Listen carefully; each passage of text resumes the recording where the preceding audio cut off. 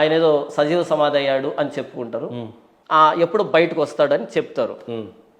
నా చిన్నతనంలో ఆ నాటకాలు కూడా చూసేవాడిని, అంతకుమించి నాకు తెలియదు అన్న. బ్రహ్మం గారి కాలజ్ఞానంలో రేపు ఏం జరగబోతుంది అనేటువంటివి కొన్ని చెప్పాడు. ఒక విధవరాన్లు ఈ దేశాన్ని పాలిస్తుంది అని చెప్పాడు. ఎక్కడ చెప్పాడు? బ్రహ్మం గారి కాలజ్ఞానం బ్రహ్మం గారు రాసిన పుస్తకం ఏంటి, అది ఎక్కడుంది, దాని పేజ్ నెంబర్ ఏంటి? నేను చెప్తాను వినండి. అంటే ఎక్కడ ఏ వింత జరిగినా సరే బ్రహ్మ గారు చెప్పాడు అంటున్నారు తప్ప, కాలజ్ఞానంలో నేనేమంటున్నా, గ్రంథాల రూపంలో రూపొందించినటువంటివి మనం మఠంకి వెళ్ళి మాట్లాడదాం. దాని గురించి ఎవరన్నా చెప్తే అప్పుడు ఖచ్చితంగా మనం తెలుసుకుందాం. ఒక బ్రహ్మం గారి కాలజ్ఞానంలో మీరేం చెప్పారంటే, సజీవ సమాధి అయిన తర్వాత నేను మళ్ళీ తిరిగి వస్తాను అని చెప్పి అనేసి సజీవ దహనం అంటే సమాధి. అవును. యేసు ప్రభుల వారు 3 రోజుల తర్వాత లేచాడు, మళ్ళీ నేను రాబోతున్నాను అని అన్నాడు. అవును. ఒక బ్రహ్మం గారు ఎక్కడో మీ ఊరు పక్కన పుడితే ఆయన చెప్పినదే జరుగుతుందని మనం అనుకుంటున్నాం. నేను అనుకోవట్లేదు. ప్లస్ ఆయన తిరిగి వస్తాడు అని అంటే నమ్ముతున్నాం. నేను పొరపాటును మీరు నమ్మరండి. నేనేమంటున్నా, ఇప్పుడు రిలీజియస్ పరంగా లేదా ధర్మం ప్రకారంగా అదొక వే అంటున్నారు. యేసు ప్రభుల వారు ఇది చెప్పారు, నేను ఇది పాటిస్తున్నా, ఇది ప్రామాణికంగా తీసుకుంటున్నా అని చెప్తున్నా. హిందూ ధర్మాన్ని నమ్మినటువంటి వాళ్ళు ఇది ప్రామాణికంగా తీసుకుంటారు. ఇప్పుడు నా క్వశ్చన్ ఏంటంటే, మీకు యేసు ప్రభుల వారు మళ్ళీ తిరిగి వస్తానని చెప్పాడు, రెండో రాకడ జరగబోతుంది. అంత దినములలో ఎలాంటివి జరుగుతాయి అని చెప్పేసి పొందుపరిచారు. అందులో ఎలాంటివి జరుగుతాయి అని చెప్పారు, కొద్దిగా మీరు చెప్పగలరు? నేను చదివి వినిపించాను. అంత్యదినాల్లో ఏంటంటే మనుషులు ఎలా మారుతారు అనే దానికి వ్రాయబడింది. నేను చదివి వినిపిస్తానన్న. తిమోతికి రాసిన 2వ పత్రిక, అపోస్తలుడైన పౌలు తిమోతికి రాసిన 2వ పత్రికలో 3వ అధ్యాయాన్ని చదివి వినిపిస్తానన్న. అంత్య దినములలో అపాయకరమైన కాలములు వచ్చునని తెలుసుకున్నాము. ఎలాగనగా మనుషులు స్వార్థప్రియులు, ధనాపేక్షులు, బింకములాడువారు, అహంకారులు, దోషకులు, తల్లిదండ్రులకు అవిధేయులు, కృతజ్ఞత లేనివారు, అపవిత్రులు, అనురాగరహితులు, అతిద్వేషులు, అపవాదకులు, అజితేంద్రియులు, క్రూరులు, సజ్జన ద్వేషులు, ద్రోహులు, మూర్ఖులు, గర్వాంధులు, దేవుని కంటే సుఖానుభవం ఎక్కువగా ప్రేమించేవారు, పైకి భక్తి గల వారి వలె ఉండి దాని శక్తిని ఆశ్రయించిన వారునై ఉందురు, ఇట్టి వారికి విముఖుడువై ఉండుము. మనుషుల్లా మారుతారు అంత్య దినాల్లో అని మారుతారు. కానీ అంత్య దినాలలో ఎలాంటి రోజులు రాబోతున్నాయని చెప్పి కూడా చెప్పింది బైబిల్. దాని గురించి చెప్తారా? అంటే ఎలాంటి రోజులు అంటే ఇవే కదా, మనుషులు ఇలా మారుతారు.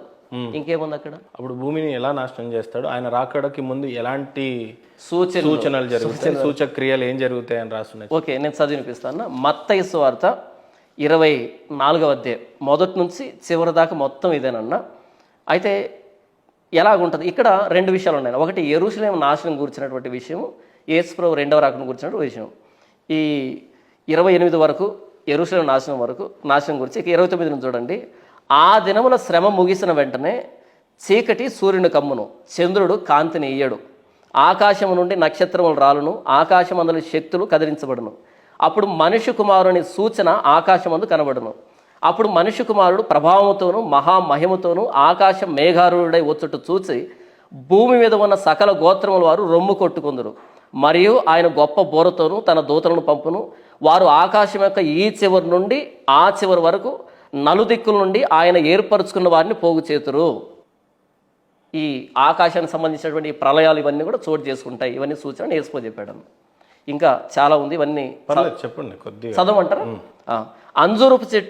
అంజూరపు చెట్టును చూసి ఒక ఉపమానం నేర్చుకునండి. అంజూరపు కొమ్మ లేతదై చిగురించినప్పుడు వసంతకాలం ఇంకా సమీపంగా ఉన్నదని మీకు తెలియను. ఆ ప్రకారమే మీరు ఈ సంగతులని జరుగుట చూసినప్పుడు ఆయన సమీపంలోనే ద్వారము దగ్గరనే ఉన్నాడని తెలుసుకునండి. ఇవన్నీ జరుగు వరకు ఈ తరము గతింపదని నిశ్చయంగా మీతో చెప్పుచున్నాను. ఆకాశమును భూమి గతించును కానీ నా మాటలు ఏమాత్రం గతింపవు. అయితే ఆ దినమును గూర్చి ఆ గడియను గూర్చి తండ్రి మాత్రమే ఎరుగును, కానీ ఏ మనుషుడైనను పరలోకమందుల దూతలైనను కుమారుడైనను ఎరుగరు.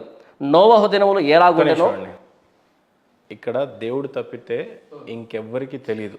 అవును. చివరి రాకడ ఎలా జరగబోతుంది అనేది, ఆ టైంకి అది సంభవిస్తుంది అనేది దీని యొక్క క్లారిటీ. అవును. గీతలో గానీ పురాణాల్లో కూడా ఇదే రాస్తుంది. తెలుసా మీకు ఆ సంగతి? నాకు తెలియదన్నా, తెలుసుకోవాలని కూడా లేదు నాకు. ఇప్పుడు ఉన్నది ఏ యుగంలో ఉన్నాం మనం? తెలియదన్నా. కలియుగంలో ఉన్నాం. నేను నమ్మట్లేదు. కలియుగం 4,32,000 సంవత్సరాలు. ఇప్పుడు కలియుగం అయిపోయి 5 లక్షల సంవత్సరాలుగా వస్తుంది. ఇంకా కలియుగం అంతమవపోవడానికి ఎంత ప్రామాణికంగా రాస్తుందో తెలుసా? క్లారిటీగా రాస్తుంది. కలియుగం అంటే ఇప్పుడు మాట్లాడుతున్నది సత్య యుగం అని. అంటే దానికి దీనికి సంబంధం ఏంటి? నేను చదివిందా? నేను చెప్తాను. ఖురాన్లో కానీ బైబుల్లో కానీ అంతటా ఒకేలాగా ఉందండి. లేదన్నా, బైబుల్ ఇంకెక్కడా దేంతో మ్యాచ్ కాదు. జాన్ గారు అంటే మీరు సింప్లిఫై చేసి ఏదో మాట్లాడుతున్నారు కానీ ఇంతవరకు చాలా మందికి చెప్తున్నారు క్లారిటీ. లేదండి, మీరు కలియుగం అంటే ఏంటో తెలియకుండా మాట్లాడేస్తే తప్పైపోద్ది. అలా కాదన్న, అలా కాదు. అట్లీస్ట్ నేను కలియుగాన్ని చదివాను, దానికి దీనికి కంపారిజన్ మీరు చూపించుంటే ఖచ్చితంగా నేను మీరు ఏం చెప్తే దానికి నేను సిద్ధపడి ఉండేవాడిని. ఇప్పుడు నేను చెప్పాను కదా, కానీ అది ఎప్పుడు వస్తుందో మీకు తెలియదు. ఏది తెలుసుకోవాల్సిన అవసరం లేదు. దినములు ఎప్పుడు ఉంటాయి అనేది మీకు తెలియదు. మాకు అది కేవలం ప్రభు తెలుసుకోమని కూడా యేసు చెప్పలేదు. ఈ రోజు మీరు ఎలా బ్రతకాలని చెప్పాడు ఆయన, అంతే. ఆయన ఎప్పుడు వస్తాడు అనేది మాకు వద్దు. ఆయన వచ్చేటప్పటికి మేము పరిశుద్ధులుగా, ఆయన ఎందుకోసం ప్రాణం పెట్టాడో దానికి తగినట్టుగా బ్రతకడం మాత్రమే మాకు కావాలి. మీరు చచ్చిపోయే లోపల ప్రభు వస్తాడా? రాకపోయినా ఇబ్బంది లేదు. పిల్లలు చచ్చిపోయే లోపల ప్రభు వస్తాడా? తెలీదు. కానీ గీతలో అట్లా లేదన్నా. నేనేం చెప్తున్నానంటే, ఒక యుగం ఎప్పుడు గతిస్తుందో తెలుసు, కలియుగం ఎప్పుడు అయిపోతుందో తెలుసు. కలియుగం ముగిసేటప్పుడు ఏ అవతారంతో వస్తాడో కూడా క్లియర్ గా చెప్పాడు. ఎన్ని సంవత్సరాల తర్వాత కలియుగం అయిపోతుందో అనేది కూడా క్లియర్ గా మెన్షన్ చేశారు. ఆ తర్వాత వచ్చేది సత్యయుగం. ఆ టైంలో ఏం జరగబోతున్నాయి అనేది కూడా రాసి పెట్టారు. ఇక్కడ ఎప్పుడు వస్తాడో తెలియని దేవుణ్ణి ఒక హిందువుగా మీరు ఎలా నమ్మారు అని అంటే ఏం చెప్తారు? ఒకటన్నా, ఇక్కడ యేసు ప్రభు ఆయన నరావతారిగా వచ్చాడు, మీకు ముందే చెప్పాను. ఆదియందు వాక్యం వచ్చారు కానీ ఒక ప్లేస్ కి వచ్చారు, అక్కడ ఉన్న మెడిసిన్ ఎక్కడైనా పనిచేస్తుందని చెప్పారు. మీరు అడిగిందని చెప్తున్నా అన్న, మీరు అడిగిందని చెప్తున్నా నేను. ఆదియందు వాక్యం ఉండెను, వాక్యము దేవుని యొద్ద ఉండెను, వాక్యము దేవుడై ఉండెను, కలిగి ఉన్నది ఏది ఆయన లేకుండా కలగలేదని యేసు ప్రభుని గురించినట్టు వర్ణన. ఆయన దేవాదేవుడు. కలిగి ఉన్నది ఏది ప్రభు యేసుక్రీస్తు లేకుండా కలగలేదు దేవుడు. 14వ వచనంలో ఆ వాక్యము శరీరధారి కృపా సంపూర్ణ అర్థం కాదు. నేను అంటున్నాను, ఒక్కసారి మీ గూగుల్లో, నేను కూడా నాకు కరెక్ట్ గా తెలీదు, జస్ట్ కలియుగం ఎన్ని ఇయర్స్ ఒక్కసారి టైప్ చేయండి. లేదన్న, అది నాకు జస్ట్ ఒక్కసారి. లేదు, నేను మీరు చెప్పిన నేను అన్ని చేసుకుంటూ వచ్చా. మీకు నేను చెప్తున్నా, మీకు చెప్పేంతటి వాడిని కాదు. బట్ ఒక యుగం ఎన్ని సంవత్సరాలు ఉంటాయి, ఒక దేవుడు ఎప్పుడు వస్తాడు, దేవుడు ఎప్పుడు వెళ్తాడు అని నేను బోధిస్తున్నాను. నన్ను ఎందుకు నమ్మట్లేదు మీరు? అసలు అవి నిజమని నేను అనుకోవట్లేదన్నా. అందుకే నేను చూపిస్తున్నా. ఇతిహాసం అని మీరే అన్నారు. ఇతిహాసం అంటే ఏంటన్నా? లేదు, ఇగో ఇతిహాసం జరిగింది, మీరేమంటారు ఫిక్షన్ అంటారు. అంతే, నేను అలాగే అనుకుంటాను. నేనేమంటా, ఇప్పుడు US లో మన ఒక విష్ణు చక్రం బయటపడింది 30,000 సంవత్సరాల క్రితం అని చెప్పన్నారు. గూగుల్లో వెతుకోండి. ఒక సైన్స్ని నమ్ముతారా? ఏది? ఒక సైంటిస్ట్ని నమ్ముతారా? ఏ సైంటిస్ట్ అయినా ఈ రోజున మీరు జ్వరం వస్తే ఒక పారాసిటమాల్ వేసుకుంటే పారాసిటమాల్ కనిపెట్టిన సైంటిస్ట్ వేరే, మీరు విష్ణు చక్రం అంటున్నారు సైంటిస్ట్ వేరే. అక్కడ ఆర్కియాలజీ డిపార్ట్మెంట్ వాళ్ళు ఒకళ్ళు ఉంటారు, ఎన్ని సంవత్సరాల పురాతనం చెప్పడానికి. అది విష్ణు చక్రమే గ్యారంటీ ఏంటి? ఏ చక్రం అయితే ఏముందండి? సరే, విష్ణు చక్రం కాదు నేను చెప్పేది, విష్ణు చక్రము కాదు అని మీరు కొంతసేపు అనుకోండి. అవును, బట్ ఆ చక్రాన్ని విష్ణు వాడాడు అని చెప్పేసి అన్ని అధ్యయనాలలో ఉన్నాయన్న క్లియర్ గా. అంటే అంత చిన్నది ఆ చక్రం ఏంటి అని? చాలా పెద్దది చక్రం. మీరు ఒకసారి భూమండలం అంత పెద్దదైనా సరే, భూమండలం అంత పెద్దదైనా సరే ఈ సృష్టి కర్తకి అది చాలా చిన్నది అవుతుంది. ఈ భూమండలం అన్నది అసలు స్పెక్ ఆఫ్ డస్ట్. ఇది యాక్చువల్లీ ఈ యూనివర్స్ పోల్చుకుంటే పూర్తి చేయనివ్వండి. యేసు ప్రభుల వారే మనుషులను క్షమిస్తాడు అని మీరే చెప్తారు. నన్ను పూర్తి చేయనివ్వండి, మీరు పూర్తి చేయనివ్వట్లే. ఈ భూమండలం అన్నది spec of dust when compare to the universe. ఆదికాండం మొదటి వచనంలో దేవుడు ఈ భూమి ఆకాశం సృజించాడంటే ఈ సృష్టికి పైన ఉన్నవాడు. ఒకవేళ భూమండలం అంతా చక్రం బయటపడినా సరే ఈ సృష్టితో పోల్చుకున్నప్పుడు చాలా చిన్నది అవుతుంది. ఈ సృష్టికి బయట ఉన్నవాడు, సృష్టిని చేసిన వాడికి అది అసలు మ్యాటర్ కాదు. అంత చిన్నది దాన్ని ధరించిన ఆయన, ఈ సృష్టిని చేసిన ఆయన అని నేను భావించట్లేదు. లేదు, నేనేమంటానంటే నరరూపంలో వచ్చినటువంటి యేసుప్రభుల వారు కేవలం ఒక చోటుకి చెందినవాడు అని అంటే మీరు అనుకోవట్లే. కానీ అదే ఇక్కడికి వచ్చేసరికి ఆ చక్రం భూమంతా పెద్దది ఉన్నాడు, జెరూసలేంలో ఉన్నాడు ఆయన. సరే పోనీ, ఇప్పుడు నేను అంటుంది ఏంటంటే దేవుడు ఎప్పుడు వస్తాడో తెలియదు అన్న దగ్గర మన డిబేట్ మీది. తెలుసుకోవాల్సిన అవసరం మాకు లేదు. బైబిల్లో ఉన్నప్పుడు తెలుసుకోవాల్సిన అవసరం మాకు లేదు. యేసు ప్రభు మీరు తెలుసుకోమని చెప్పలే. నేను ఏ గడిలో వస్తానో మీకు తెలియదు కాబట్టి మీరు మెలకుగా ఉండండి అని చెప్పాడు తప్ప. అది ఎప్పుడు వస్తాడో తెలియదు. మీ బిడ్డల టైంలో వస్తాడో, మీ తాతల టైం వస్తాడో, వాళ్ళ పిల్లలు ఆయన ఎప్పుడు వస్తాడు మాకెందుకు? ఆయన ఎప్పుడు వస్తాడు మాకెందుకు? ఈ రోజు ఎవరి రాకడ కోసం వెయిట్ చేస్తున్నారు మీరంతా? నేను యేసు ప్రభు రాకడ కోసం ఎదురు చూడటంలే. నేను మరణిస్తే ప్రభువైన యేసుక్రీస్తు దగ్గరికి పోవడానికి ఎదురు చూస్తున్నా అంతే. అయితే నేను బ్రతికొండగా ఆయన వస్తే సంతోషం. ఆయన రాకపోయినా సరే నేను చనిపోయి ఆయన దగ్గరికి వెళ్తాను కదా. ఒక మాట సూటిగా అడుగుతా, మీరు బాధపడొద్దు. ఓకే, భారతదేశంలో హిందువులంతా ఉన్నారు, కొద్ది శాతం మంది. ఓకే, క్రిస్టియానిటీ ఉంది, అవును, ముస్లిం కమ్యూనిటీ వాళ్ళు ఉన్నారు. అవును ముస్లిమ్స్ ఎప్పుడు కూడా హిందువులను కమ్యూనిటీ బేసిస్ లో మారుస్తుండగా ఎక్కువగా చూడలేదు. అవును మత ప్రచారం చేస్తున్నట్టు ముస్లింలు మీరు హిందువులంతా ముస్లింగా మారండి అని ఎప్పుడు మత ప్రచారం జరగలేదు, జరగదు కూడా. కేవలం క్రిస్టియన్స్ మాత్రం హిందువులను మాత్రమే, హిందువులు మాత్రంగా ప్రతి వ్యక్తి. మీరు 1-2% ముస్లింలను మారుస్తా ఉంటే 98% హిందువులనే ఎక్కువగా మారుస్తున్నట్టుగా కనిపిస్తా ఉంది. ఈ భారతదేశంలో క్రిస్టియానిటీ అనే దానికి చరిత్ర ఒక 200 సంవత్సరాలకి ముందు కనిపించినట్టుగా పెద్దగా లేదు. ఎందుకంటే మీరు ఇందాక ఏమన్నారంటే మీకు రాజులు లేరు. 52 ఈ భారతదేశంలో క్రిస్టియానిటీకి రాజులు లేరు, రాజ్యాలు లేరు, ఎంపైర్స్ లేరు, మీకంటూ ఒక చరిత్ర లేదు, ఒక బైబుల్ 2000 సంవత్సరాల క్రితం అని చెప్పడం తప్పితే భారతదేశంలో జాన్ పాల్ గారు మాకు రాజులుండే, రాజ్యాలుండే, ఎంపైర్స్ ఉండే, మేము ఒక 2000 సంవత్సరాల క్రితం ఉన్నాము, మేము ఒక 1000 సంవత్సరాల క్రితం ఉన్నాము, మేము 200 సంవత్సరాల క్రితం ఉన్నాము అని చెప్పడానికి ప్రామాణికంగా మీ దగ్గర ఒక ఆధారం లేదు. కేవలం 200 సంవత్సరాల తర్వాత వచ్చిన ఈ బ్రిటిషర్స్ తాలూకు వచ్చినటువంటి క్రిస్టియానిటీ అని నేను ఆపాదిస్తే ఏ రకంగా మీరు ఆన్సర్ చెప్తారు చెప్పండి. మీరు ఒక 0 మర్చిపోయారన్న. 200 కాదు, 2000 సంవత్సరాల చరిత్ర. 2000 సంవత్సరాల్లో భారతదేశానికి యేసు ప్రభుల వారు రాలేదు. ఆయన శిష్యుడైన తోమా వచ్చాడు. తోమతోని మాకు పని లేదండి, తోమతోని పని లేదు. గూగుల్ సెర్చ్ సరే, ఎప్పుడో 2000 సంవత్సరాల క్రితం వచ్చినాడు. నా మాట మీరు జాన్ గారు, నేను ఒకటి సూటిగా అడిగాను, భారతదేశంలో క్రిస్టియానిటీకి ఏం చరిత్ర ఉంది? ప్రామాణికంగా చెప్పడానికి మీకు రాజులు ఉన్నారా, రాజ్యాలు ఉన్నాయా, ఎంపైరర్స్ ఉన్నారా? లేదు వేబ్రిటిష్ కాలం కంటే ముందు మేము ఇక్కడ బుట్టున్నాం. లేదు, ఇంకా సూటిగా చెప్తా మీకు, నాకు ఈ చరిత్ర ఉంది, నేను దీనికోసం పోరాడుతున్నా అని చెప్పండి. బైబుల్ ఉంది, భగవద్గీత ఉంది, వేదాలు ఉన్నాయి, అన్ని ఉన్నాయి. ఇవన్నీ పక్కన పెట్టి మీరు పుట్టి 30-40 సంవత్సరాలు కావస్తుంది, మీరు చదివినటువంటి చరిత్ర 2000 సంవత్సరాలది అని అంటారు. అవును. భారతదేశంలో క్రిస్టియానిటీకి ఉన్నటువంటి బేస్ ఏంటి? క్రీస్తు శకం 52లో the very first disciple, direct disciple of Jesus Christ, apostle Thomas, he came to India. 52కి ముందు లేడా? 52కు ముందు ఆయన ఎక్కడ ఉన్నాడు? ఆయన యెరూషలేములో ఉన్నాడు కదా.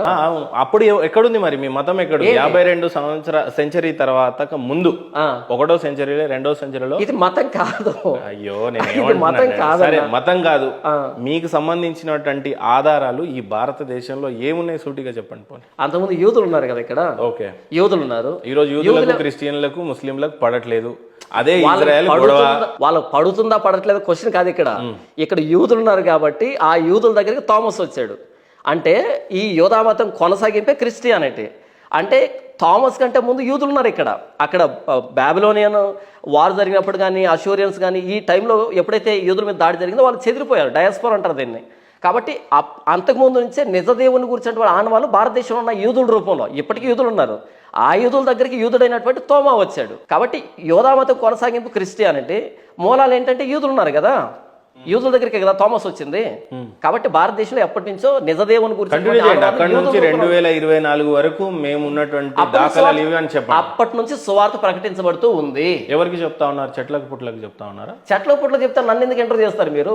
ఎవరికి చెప్తున్నారు? మణికంఠ స్వామి చెప్పినటువంటి వారు ఎవరిని మతం మార్చారు మీరు అప్పుడు భారతదేశంలో? క్రీస్తు శకం 52 నుంచి అపోస్తలుడైన తోమా సువార్త చెప్పాడు. చెప్పాడు ఎవరికి? అక్కడ ఉన్నటువంటి యూదులకు కానీ, ఆ రోజు బ్రాహ్మిన్స్ కానీ, ఆ హిందూస్ కానీ చెప్పాడు. వాళ్ళు నమ్మారు, వాళ్ళు ఇంకొకరు చెప్పారు. అక్కడి నుంచి సువార్త అనేది ప్రారంభమైంది. ఇప్పుడు నా దాకా వచ్చింది, మీ దాకా వచ్చింది, ప్రపంచం అంతా తిరుగుతుంది సువార్త. మౌర్యులు ఈ దేశంలో పాలించినటువంటి ఏ సంవత్సరం ఐడియా ఉందండి? ఎవరు మౌర్యులు? ఐడియా లేదా? చంద్రగుప్త మౌర్యుడు ఎగ్జాక్ట్ డేట్ ఈ దేశాన్ని పాలించాడు. ఎగ్జాక్ట్ డేట్ ఎన్ని వేల సంవత్సరాల క్రితం? దానికి దీనికి సంబంధం ఏంటి? 5000 సంవత్సరాల క్రితం. దానికి దీనికి సంబంధం ఏంటి? అప్పుడు హిందూ సమాజం ఉందన్న.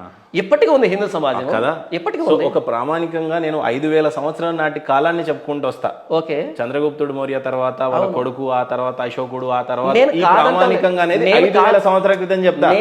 మీరు దేవుడి యొక్క ప్రామాణికంగానే జస్ట్ 2000 years బ్యాక్ చెప్తున్నారు. మళ్ళీ ఆది కాండంకి వెళ్ళి భూమిని సృష్టించారు అని చెప్తున్నారు. మీకు నేను చెప్పింది అర్థం కాలేదన్నా. యోధా మతం యొక్క కొనసాగింపు క్రిస్టియానిటీ అని చెప్తున్నా. యోధా మతం ఎక్కడిది? ఆదికాండం 12వ అధ్యాయం నుంచి అబ్రహాం పిల్లలు వాళ్ళంతానే. అంతకంటే ముందు ఆదికాండం 1వ అధ్యాయం నుంచి దేవుడు చేశాడు వారందరినీ. అంటే డైరెక్ట్ దేవుని దగ్గరికి లింక్ ఉందని చెప్తున్నా నేను. ఇది రిలీజన్ కాదని చెప్తున్నా. పోనీ నేను ఇంకో విషయం చెప్తాను మీకు. కోనార్క్ అనే ఆలయం 10,000 సంవత్సరాల లాంటిది. ఓకే, 10,000 సంవత్సరాల నాటిది. ఓకే, లేదు తిరుమల దేవస్థానం ఏదైతే ఉందో ఒక 3000 సంవత్సరాల నాటిది. కానీ మీకు దేవాలయాలు అంటే చర్చిలు అవును ఈ భారతదేశంలో ఎక్కడ ఇతిహాసం ఉంది? మా ఆలయం ఇగో ఇంత పురాతనమైంది. ఇప్పుడు చర్చిలు ఉన్నాయి కదా, కల్వరి టెంపుల్ ఉంది కదా. అది టెంపుల్ కాదులేండి, అది టెంపుల్ యాక్చువల్, అది టెంపుల్, కల్వరి టెంపుల్ ఉంది కదా. టెంపుల్ జీసస్ కాల్స్ మినిస్ట్రీ అని చెప్పేసి తమిళనాడులో ఆయన పెద్ద ఆయన పాల్ దినకరన్ నడిపిస్తున్నాడు. అది కూడా నమ్ముతారు కదా, అంటే కొన్ని ప్రాంతం ఉంది అని నమ్ముతారు కదా. అసలు నమ్మను, అది క్రిస్టియానిటీ నమ్మను నేను. దాంట్లో విభేదిస్తారా? క్రిస్టియన్ లో కూడా దొంగలు ఉన్నారా? ఎక్కడ నిజం ఉంటుంది అక్కడ నకిలీ కూడా ఉంటుంది అన్న. ఎక్కడ నిజం ఉంటుంది అక్కడ నకిలీ కూడా ఉంటుంది. మీకు దేవాలయాలు పురాతనమైనవి ఇతిహాసంలో చెప్పడానికి ఏమన్నా ఉన్నాయా? క్రిస్టియానిటీకి దేవాలయాలు లేవు, క్రిస్టియానిటీకి దేవాలయాలు లేవు. ఇప్పుడు ఇజ్రాయెల్లో జరుగుతున్న గొడవలు దేని గురించి? ఆ భూభాగం గురించి. భూభాగం గురించా? జెరూసలేం గురించి కాదు, భూభాగం గురించి. జెరూసలేం అనేది ఏంటి? టెంపులా లేకపోతే మసీదా ఏంటి? ఒకప్పుడే సాల్మన్ ప్రార్థన చేసుకునేటువంటి సాల్మన్ టెంపుల్, జూయిష్ టెంపుల్. అది తర్వాత కాలంలో ముస్లిమ్స్ దాన్ని ఆక్యుపై చేసి అక్కడ మసీద్ కట్టారు. అంతకుముందు ఎవరు? ఫస్ట్ జెరూసలేం కట్టింది జూయిష్ టెంపుల్. జూయిష్ టెంపుల్ ఎవరు వాళ్ళు? జూయిష్లు అంటే అబ్రహాం పిల్లలు, యాకోబు పిల్లలు.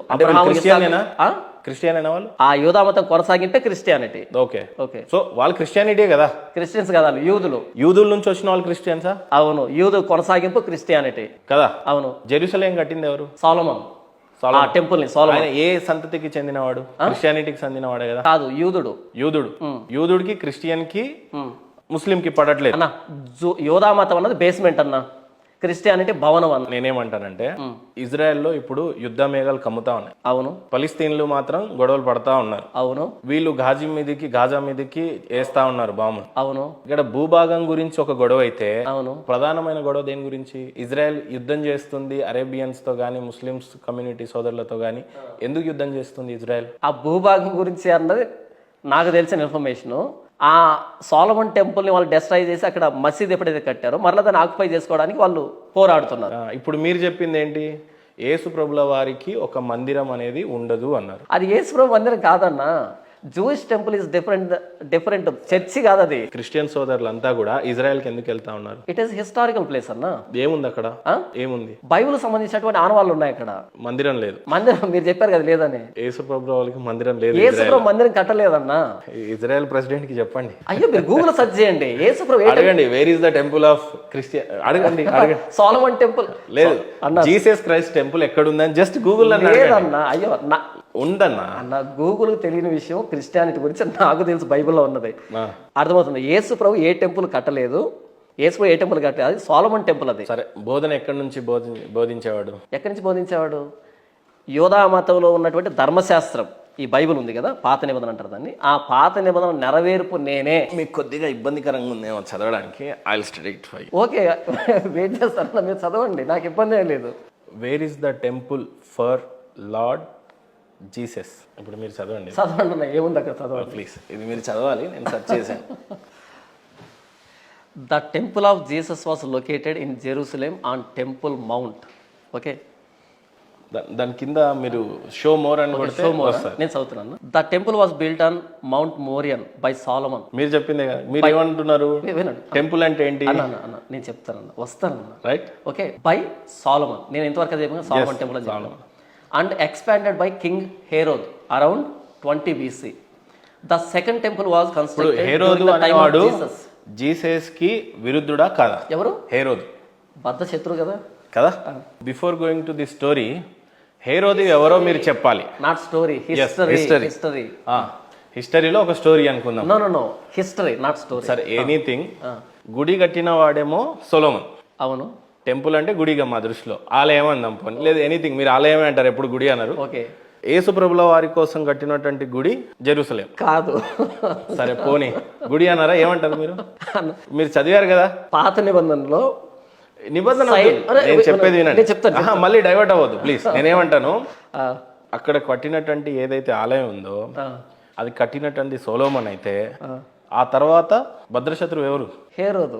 హేరోదు ఎందుకు అసలు భద్రశత్రువు అయ్యాడు? ఆ స్టోరీ చెప్పండి. నాట్ స్టోరీ, హిస్టరీ చెప్తాను వినండి. ఓకే, ఎందుకు అంటే ఎప్పుడైతే హేరోదు పరిపాలిస్తున్నాడో ఆ పరిపాలనలో తూర్పు దేశం నుంచి కొంతమంది జ్ఞానులు వచ్చారు, బాబిలోన్ నుంచి కొంతమంది జ్ఞానులు వచ్చి, యూదుల రాజుగా పుట్టిన వాడెక్కడా, మేము ఆయన నక్షత్రం చూసి వచ్చామని వచ్చారు.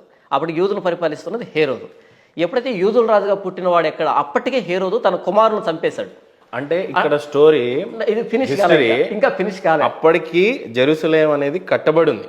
ఆ తర్వాత మానవ రూపంలో వచ్చినటువంటి యేసుని వెతకడానికి హేరోదు మనుషులను పంపించాడు. జెరూసలేం ఎప్పుడో కట్టబడింది, దానికి దీనికి సంబంధం లేదు. యేసు ప్రభుల వారిని వెతికించింది ఎవరు? కింగ్ హేరోదు. హేరోదే కదా యేసు ప్రభు వారిని చంపేయమని చెప్పింది. చిన్నప్పుడు బాలుడు ఉన్నాడు, ఆయన దేవుడై కుమారుడు ఉన్నాడు, ఆయనను మనం చంపేయాలి అని చెప్పి వెతికించింది ఆయనే కదా. అవును అవును. మానవుడు దేవుడిని వెతికించాడు. అవును. అదే దేవుడు ఈ మానవుడి మీద కక్షపూరితంగా అస్సలు కాదు. చెప్పండి, మీరే చెప్పండి, పోనీ హిస్టరీ మీరే చెప్పండి. కక్షపూరితంగా ఏం చేయలేదే, అసలు కక్షపూరితంగా ఏం జరగలేదు. అసలు హేరోదుకి ప్రభు వారికి ఉన్న అనుబంధం చెప్పండి పోనీ. ఆ అనుబంధం కాదు, సంబంధం ఏంటంటే యూదుల రాజుగా పుట్టినవాడు అనగానే ఆయన కోపం వచ్చింది. అప్పటికే తన కుమారులను చంపేశాడు. యూదుల రాజుగా పుట్టింది యేసు ప్రభు. హేరోదు ఉన్నటువంటి ఆయన కూడా యూదుల రాజు అప్పటికి పరిపాలిస్తున్నాడు. అప్పటికే తనకు పోటీ వస్తారేమోనని ఆయన చాలా మంది భార్యలు ఉన్నారు. అంటే హేరోదుకు ఉన్న కోపం ఏంటంటే నాకంటే గొప్పవాడు ఒకడు పుట్టాడు, ఆయన నేను చంపాలి, నా సింహాసనానికి ఇబ్బంది ఏమో, ఆయనకు ఒక ఇన్ఫర్మేషన్ అందింది. అవును. అప్పటికే ఆయన కుమారులను చంపేశాడు ఆయన. ఏది ఆ భార్యలు ఏమైనా కుట్ర చేసి వారి కుమారులు సింహాసనం ఎక్కిస్తారేమో అని, కుమారులు ఉంటే నాకు థ్రెట్ అని ఉద్దేశం కుమారులు చంపినటువంటి కఠినాత్ముడు. అలాంటి సందర్భంలో యూదుల రాజుగా ఇంకొకటి పుట్టాడు అనగానే యేసు ప్రభు మీద కక్ష పెంచుకొని ఆయన లేకుండా చేయాలి, ఆ ఆలోచన కూడా లేకుండా చేయాలి, నేను తప్ప ఇంకో రాజు ఉండకూడదు అనేటువంటి దాంతో యేసు ప్రభుని చంపడానికి ప్రయత్నం చేశాడు. తర్వాత యేసు ప్రభు తల్లిదండ్రులకి దేవదూత ప్రత్యక్షంగాడు, వారిని ఐగుప్తుకు నడిపించడం, వాళ్ళు అక్కడికి వెళ్ళడం, ఈలోపు హేరోదు చనిపోవడం, ఇదంతా జరిగింది. హేరోదు ఎలా చనిపోతాడు? ఆయన పాదంలో జబ్బు ఉంటే, అంటే ఆరోగ్యం బాగలేక ఆయన నడుస్తూ ఉండగానే ఆయన కాళ్ళలోంచి పురుగులు కింద పడేవంట. అంత భయంకరమైన స్థితికి వచ్చాడు. అప్పుడు కొడుకు అనుకుంటాను, ఆయన కొడుకు గట్టిగా తంతే, అంటే ఆ కోపంలో తంతే అలా కిందికి దొర్లుకుంటూ వచ్చి కింద పడి చచ్చిపోయాడు. అలా హేరోదు చనిపోయాడు. బైబిల్లోనే కొన్ని అద్భుతాలు జరిగినాయి. ఎర్ర సముద్రాన్ని 2 పాయాలుగా చీల్చి అవును కొంతమందిని కాపాడారు. ఎవరు? మన సైన్యములకు అధిపతి యెహోవా కాపాడాడు. ఎవరు కాపాడతాడు? రెడ్ సీని ఇద్దరిని చీల్చేది ఎవరు? మోషే చీల్స్తాడు. మోషే తన కర్ర చాపమని చెప్పింది దేవుడు. మోషే మానవ రూపంలో ఉండి దేవుడి యొక్క శక్తి చేత రెడ్ సీని 2 పాయాలుగా చీల్చి సైన్యం మొత్తాన్ని కాపాడతాడు. అవును. ఇది ఏ ఇయర్ లో జరిగింది అనేది మనకు రాయబడలేదు, మనకు అవసరం లేదు. అది పురాణమో ఇతిహాసమో ఏదైనా హిస్టరీ రైట్. ఇప్పుడు యేసు ప్రభుల వారు వచ్చారు, వెళ్ళిపోయారు. అలాంటి అద్భుతాలు మళ్ళీ ఈ ఎర్ర సముద్రాన్ని 2 పాయాలుగా చీల్చినటువంటి అద్భుతాన్ని మీరు ఏమన్నా చూసారా ఈ 2000 సంవత్సరాలు? జరగాల్సిన అవసరం లేదు కదా. ఎందుకు? అక్కడ ఇశ్రాయేళ్లు వస్తూ ఉన్నప్పుడు ఎర్ర సముద్రం ఒడ్డు వచ్చింది, దేవుడు తన బాహుబలాన్ని చూపించడానికి అద్భుతాన్ని చేశాడు. ఇప్పుడు అలాంటి అద్భుతం అవసరం లేదు కదా. ఇప్పుడు దేనికి అది?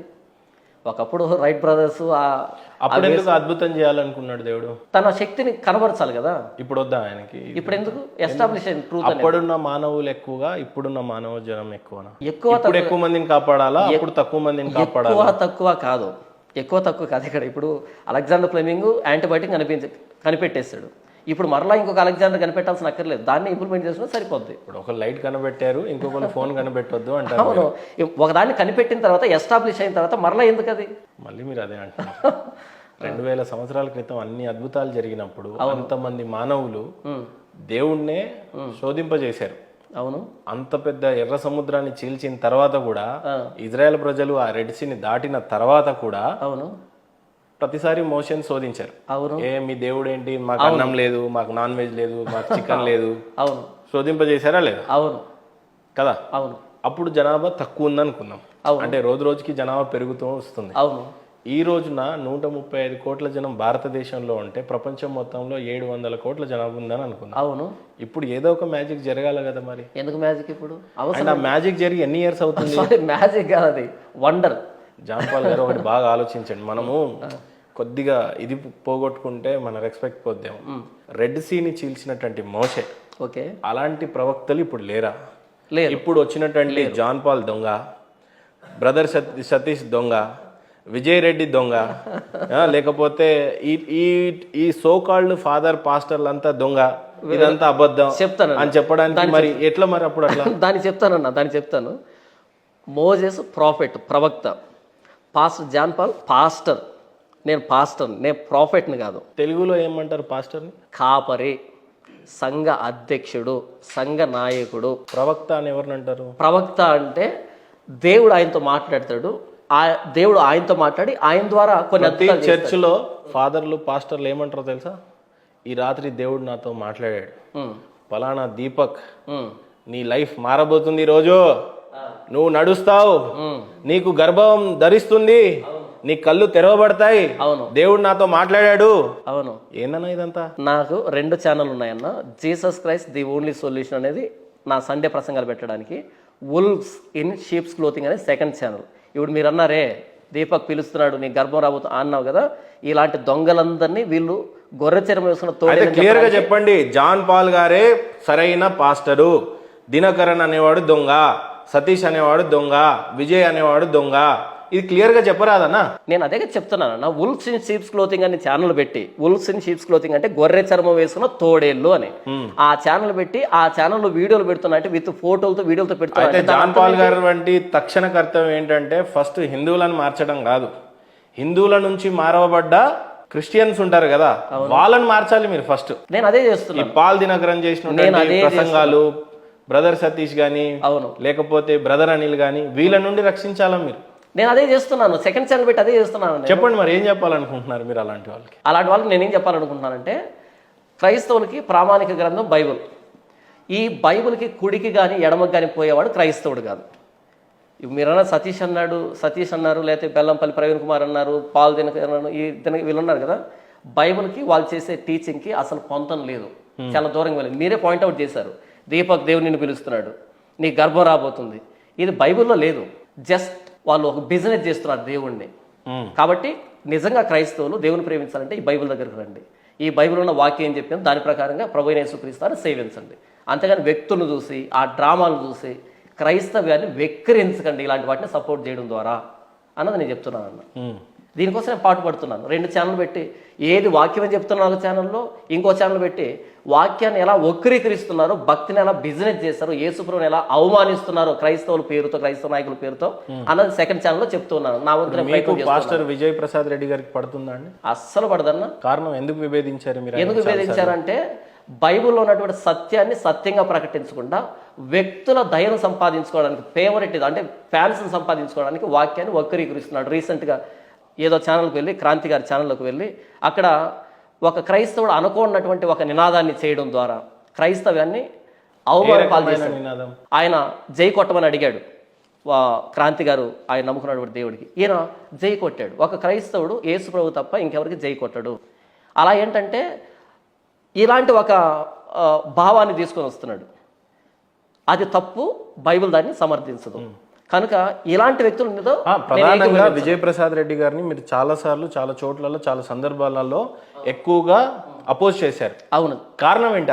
అసలైన ది లూ కి లేదా ఏంటి? అదే ఆయన చేస్తున్న బోధ కానీ ఆయన ఏ రకమైన బోధనలు చేశారండి? అంటే ఒకటని కాదు కదా, నేను ఆ వీడియోలో తెలియదు అంతో ఎంతో విజయ్ ప్రసాద్ రెడ్డి గారు నాకు ఇష్టం అనిపిస్తాడు. ఎందుకంటే చాలా విషయాలలో మోటివేషన్ పాయింట్ ఆఫ్ వ్యూలో యంగ్స్టర్స్ కి అవన్నీ. బైబిల్లో మోటివేషన్ లేదు, బైబిల్లో మోటివేషన్ లేదు. ఈ మోటివేషన్ అన్నది బైబిల్కి అగెయిన్స్ట్. నా మాట మిమ్మల్ని కనుక బలపరిచి మీరున్న బాధ నుంచి బయటకు తీసుకొని వస్తే ఇక మీకు దేవుడు అక్కర్లేదు. బైబిల్ అది చెప్పలే. మనం పడుతున్న ప్రతి బాధకి మన పాపం కారణం. ఆ పాపం పోయినప్పుడే నిజమైనటువంటి స్వేచ్ఛ, స్వాతంత్రం వస్తుంది. అది ప్రభువైన యేసుక్రీస్తు ద్వారానే జరుగుతున్నది బైబిల్ చెప్పింది. నేను మోటివేట్ చేయడం ఏంటి? నా మాట మిమ్మల్ని ఓదార్చినప్పుడు ఇక దేవుడు దేనికి? కాబట్టి ఈ మోటివేషన్ అన్నది క్రైస్తవ ప్రామాణికం కాదు, సువార్త బైబిల్ చెప్పింది. ఈయన మోటివేషన్ స్పీకర్ మీరు అన్నట్టుగా, కాబట్టి ఈయన పాస్ట్గా ఫిట్ గాడు, కాబట్టి నేను అపోజ్ చేస్తున్నాను. ఎప్పుడైనా ఫోన్ చేశారా మీకు విజయ్ ప్రసాద్ రెడ్డి? చేయలేదు, చేయబోను. మీకేమైనా ఫోన్ చేసి ఏమైనా థ్రెట్ చేశారా? పొరపాటును కూడా థ్రెట్ వచ్చేది. చాలా థ్రెట్ కాల్స్ వస్తాయి నాకు. ఫోన్ చేస్తారు, తిడతారు, ఆ రికార్డింగ్స్ కూడా ఉన్నాయి, చాలా రకాలుగా ఉంటాయి నాకు. కానీ నేనైతే ఫోన్ చేయలేదు. కొత్తగా తెలుసుకోవాల్సిన ఏం లేదు నాకు ఆ వ్యక్తి దగ్గర నుంచి. హిందువులకి భారతదేశంలో ముంపు ఏదైనా ఉంది అంటే అది క్రిస్టియానిటీయే. సారీ, తొందరలోనే క్రిస్టియానిటీ మొత్తం కూడా హిందువులను మార్చే క్రమంలో బిజీగా ఉన్నారు. అతి తొందరలో ఉన్నటువంటి తక్కువ క్రిస్టియన్స్, ఇప్పుడు మీకు నిజం చెప్పాలంటే చౌదరీస్లో క్రిస్టియన్స్ అయిపోయారు, ఎస్సీలో క్రిస్టియన్స్ అయిపోయారు, ఎస్టీలో క్రిస్టియన్ అయిపోయారు, బీసీలో. కానీ సర్టిఫికేట్స్ మీద ఇంకా అది హిందువుగానే ఉంటుంది. ఇప్పుడు సపోజ్ మీరు ఇందాక అన్నారు మీ పేరు మణికంఠనే ఉండొచ్చు, నాకు తెలిసి సర్టిఫికేట్ అనేది తెలియదు. అవును, మణికంఠ. అప్పుడు జనం అనేది ఏ రకంగా కౌంట్లోకి తీసుకుంటారు? పాపులేషన్లో మీరు హిందువుగానే తీసుకుంటారు.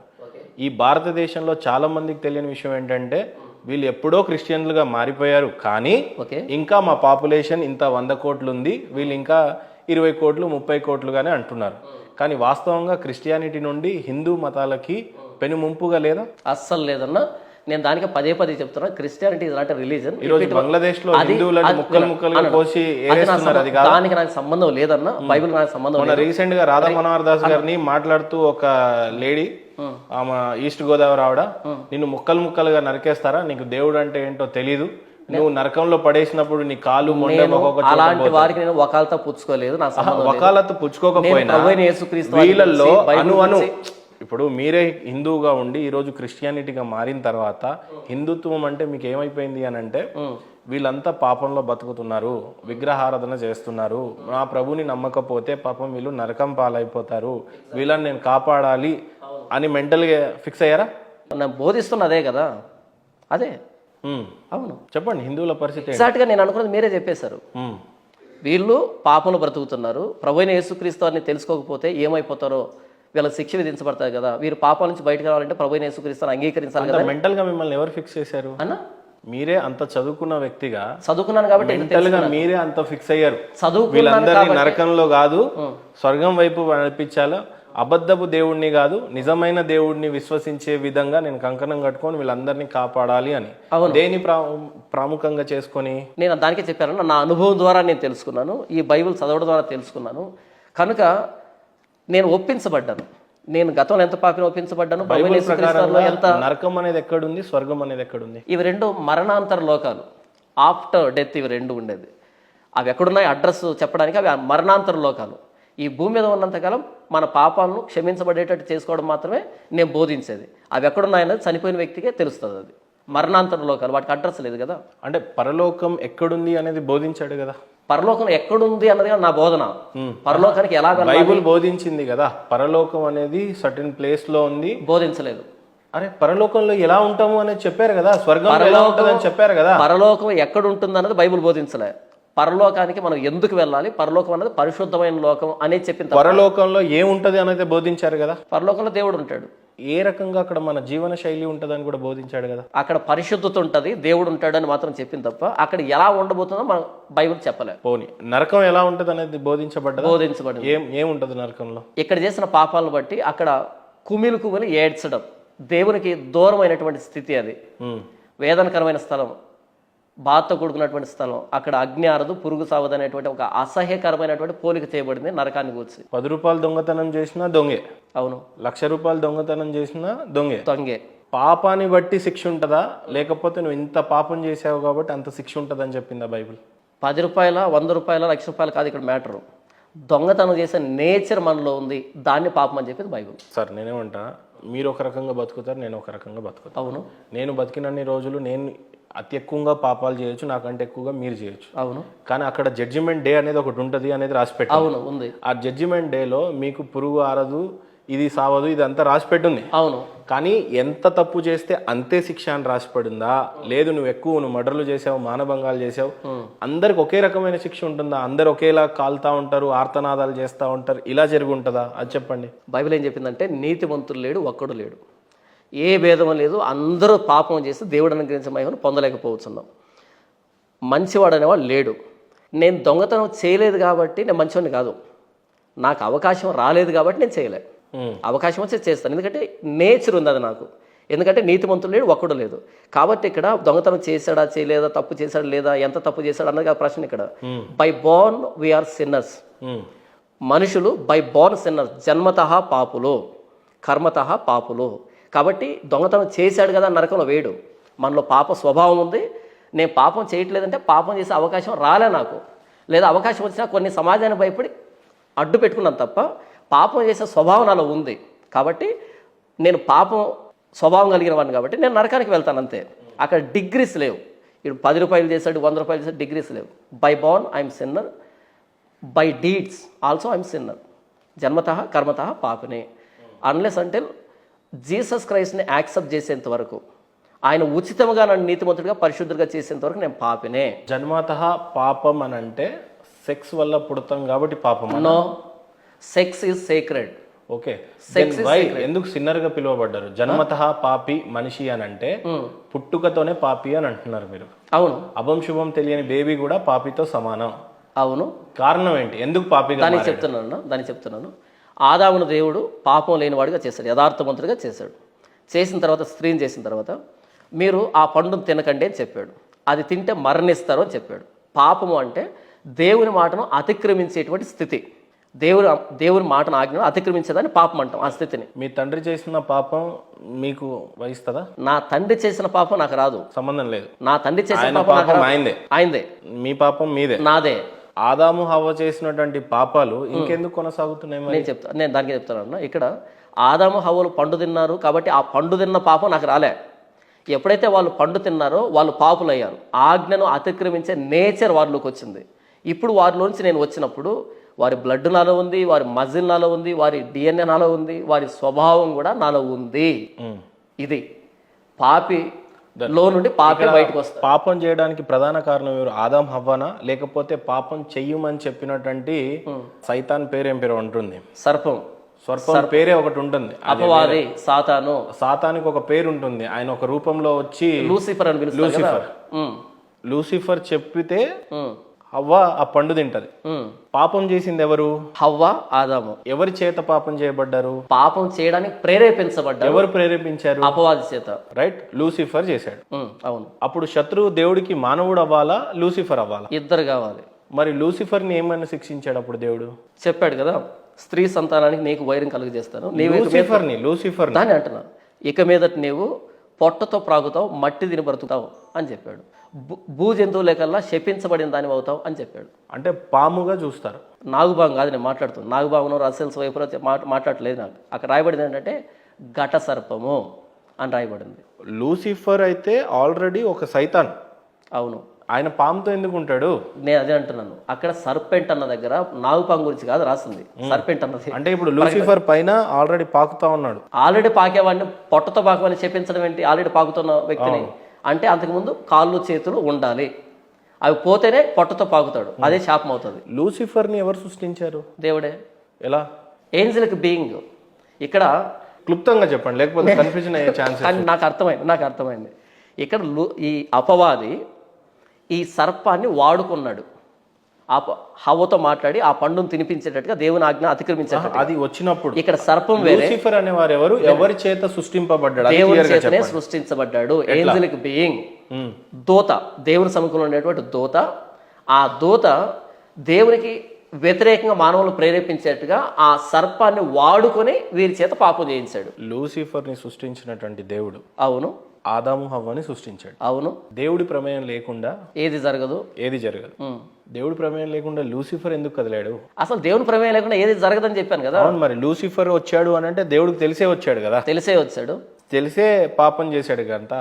అంత ఇష్టపడి సృజించినటువంటి దేవుడు ఆదాంని హవ్వని వీళ్ళ చేత పాపం చేయమని, లూసిఫర్ చేత పాపం చేయమని దేవుడు ఎందుకు కోరుకుంటాడు? అంటే దేవుడే కోరుకున్నట్టు కదా ఇక్కడ. ఓకే, చెప్తానన్నా. మీకు పిల్లలు ఉన్నారా? ఉన్నారు.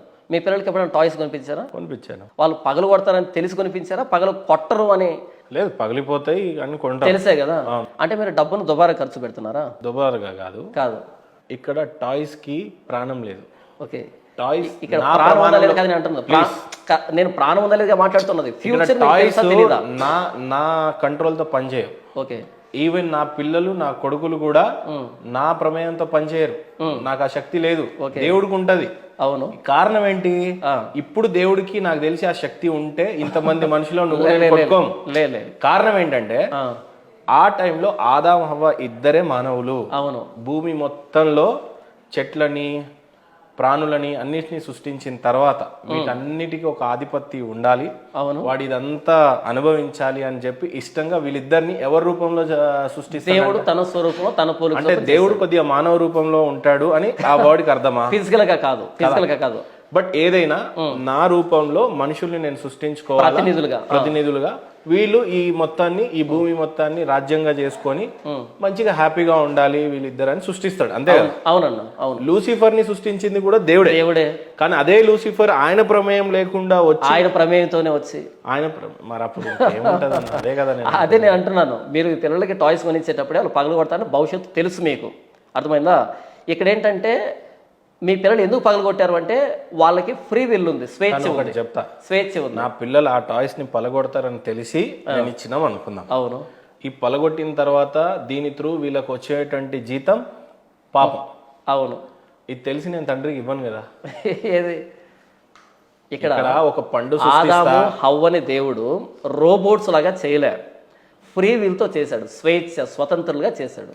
ఎక్కడ ఫ్రీ విల్ ఉంటుందో అక్కడ వైలేషన్ ఉంటుంది, అతిక్రమించడం ఉంటుంది. అతిక్రమణ జరుగుతుందని దేవుడికి తెలుసు, దానికి సంబంధించినటువంటి ప్రాయచిత్తాన్ని కూడా దేవుడు ఏర్పాటు చేశాడు. కాబట్టి ఇక్కడ మనల్ని రోబోట్గా చేస్తుంటే దేవుడు ఆదాము హవ్వల్ని, ఈ పాపం అనే ప్రస్తావనే రాదు. రోబోటు మన కమాండ్ని అతిక్రమిస్తుంది అది, ఎందుకంటే మనం ఇచ్చిన కమాండ్ ప్రకారం చేస్తుంది. దేవుడు మానవుల్ని స్వతంత్రంగా చేశాడు కాబట్టి అతిక్రమణ అనేది ఇన్ఎవిటబుల్, ఖచ్చితంగా జరుగుతుంది. భవిష్యత్ జ్ఞానాన్ని ఎరిగిన దేవుడు ఆయన. వాళ్ళు పాపం చేస్తారని తెలుసు, అయితే వారి చేతికే ఇచ్చాడు. వాళ్ళు పాపం చేశారు, వారి పాపాన్ని దేవుడు మరలా ప్రాయచిత్తాన్ని ప్రభు యేసుక్రీస్తు రూపంలో ఇచ్చాడు.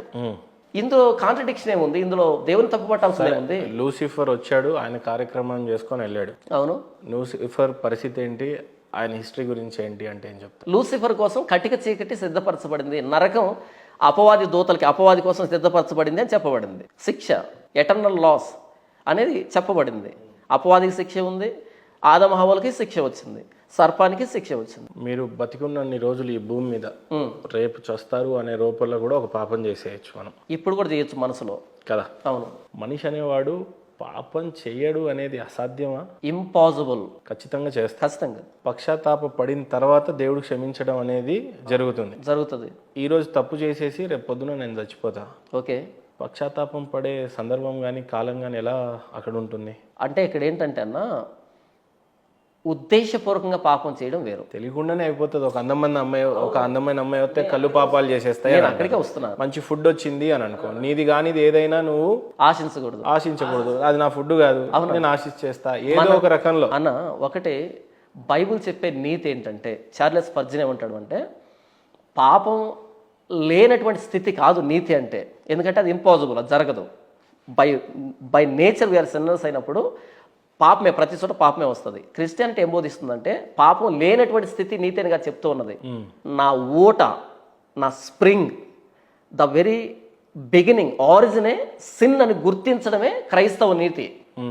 నా ద్వారా మంచి జరగదు, నాలో మంచి లేదు, నేను మంచి చేయలేను అని గుర్తించి ప్రభువైన యేసుక్రీస్తు ఉచితంగా నన్ను నీతిమంతుడిగా చేయాలి తప్ప, నాకంటూ నేను నీతిమంతుడు కాదు అని గుర్తించడమే నీతి. ఇది ఉచితమైన నీతి. చెప్పినటువంటి వాటిలో చాలా జరిగినాయి. ఇలాగ ఏం ఆధారం చేసుకొని చెప్పాడు ఆయన? వారి యొక్క తపశ్శక్తి. మీరు వారి చరిత్రలో చూడండి, కొంత పరిశీలన చేయండి. సిద్ధయ్య ఎంతో బాధపడితే మళ్ళీ ఆయన దర్శనమిచ్చి తన వాక్కు ద్వారా అతనికి ఆశీస్సులు ఇచ్చాడు కదా. ఆ తపోశక్తేనండి ఇది. మనం ఒక పాట ఉంది హిందీలో, चंदन है इस देश की माटी, तपोभूमि हर गाँव है, हर बाला देवी की प्रतिमा, बच्चा बच्चा राम है, हर शरीर मंदिर सा पावन, हर मानव उपकारी है, जीवन का आदर्श यहाँ परमेश्वर का धाम है, బచ్చా బచ్చా రామ్ హై. ఇది తపోభూమి ఇది. కాబట్టి వారు చెప్పినటువంటి వాటిలో చాలా నిజాలు అయినాయి. తెల్లకాకి కనబడింది, నీళ్ళ నుంచి దీపాలు వెలుగుతున్నాయి. నీళ్ళ దీపాలు ఇవన్నీ అంటే వాటర్లో, మరి వాటర్ నుంచే కదా కరెంటు. నీళ్ళ దీపాలు. ఒక విధవ దేశాన్ని పరిపాలించేసింది 2 సార్లు. ఓకే, ఒకసారి పరోక్ష, ఇంకోటిసారి అపరోక్ష. ఓకే, ఇలా ఇంకా చాలా చెట్టు నుంచి ఇంకా చాలా చెప్పారు. అలా అయినాయి. అలాగే ఆ ఫైనల్వి 1-2 చెప్తాను. కృష్ణానది కనకదుర్గమ్మ ముక్కు పుడక తాకుతుందని, అలాగే యాగంటి బసవన్న లేచి రావయ్య నంది, ఆయన పెరుగుతున్నాడు, గమనించండి. మేము చూడొచ్చు, నేను చాలాసార్లు వెళ్ళాను. యాగంటి నంది అలా పెరుగుతాడు. మామూలు స్తంభంకి మధ్యలో ఉంటాడు, కానీ అలా స్తంభానికి తాకేస్తాడు. స్తంభం అలా అయిపోతుంది. సో వారి కాలజ్ఞానం ఇప్పటికీ ఉన్నాయి, జరుగుతున్నాయి. వారి తపోశక్తి ఎలా చెప్పారంటే నాస్ట్రోడామస్ కొన్ని చెప్పాడు కదా వీరు. అలా జ్యోతిష్యం అంటే వెలుగులో తీసుకెళ్ళేది నాన్న. జ్యోతిష్యం అనేది వెలుగులో తీసుకెళ్ళేది. గురుగారు, శ్రీరాముడు 14 సంవత్సరాలు వనవాసానికి ఒప్పుకుంటాడు.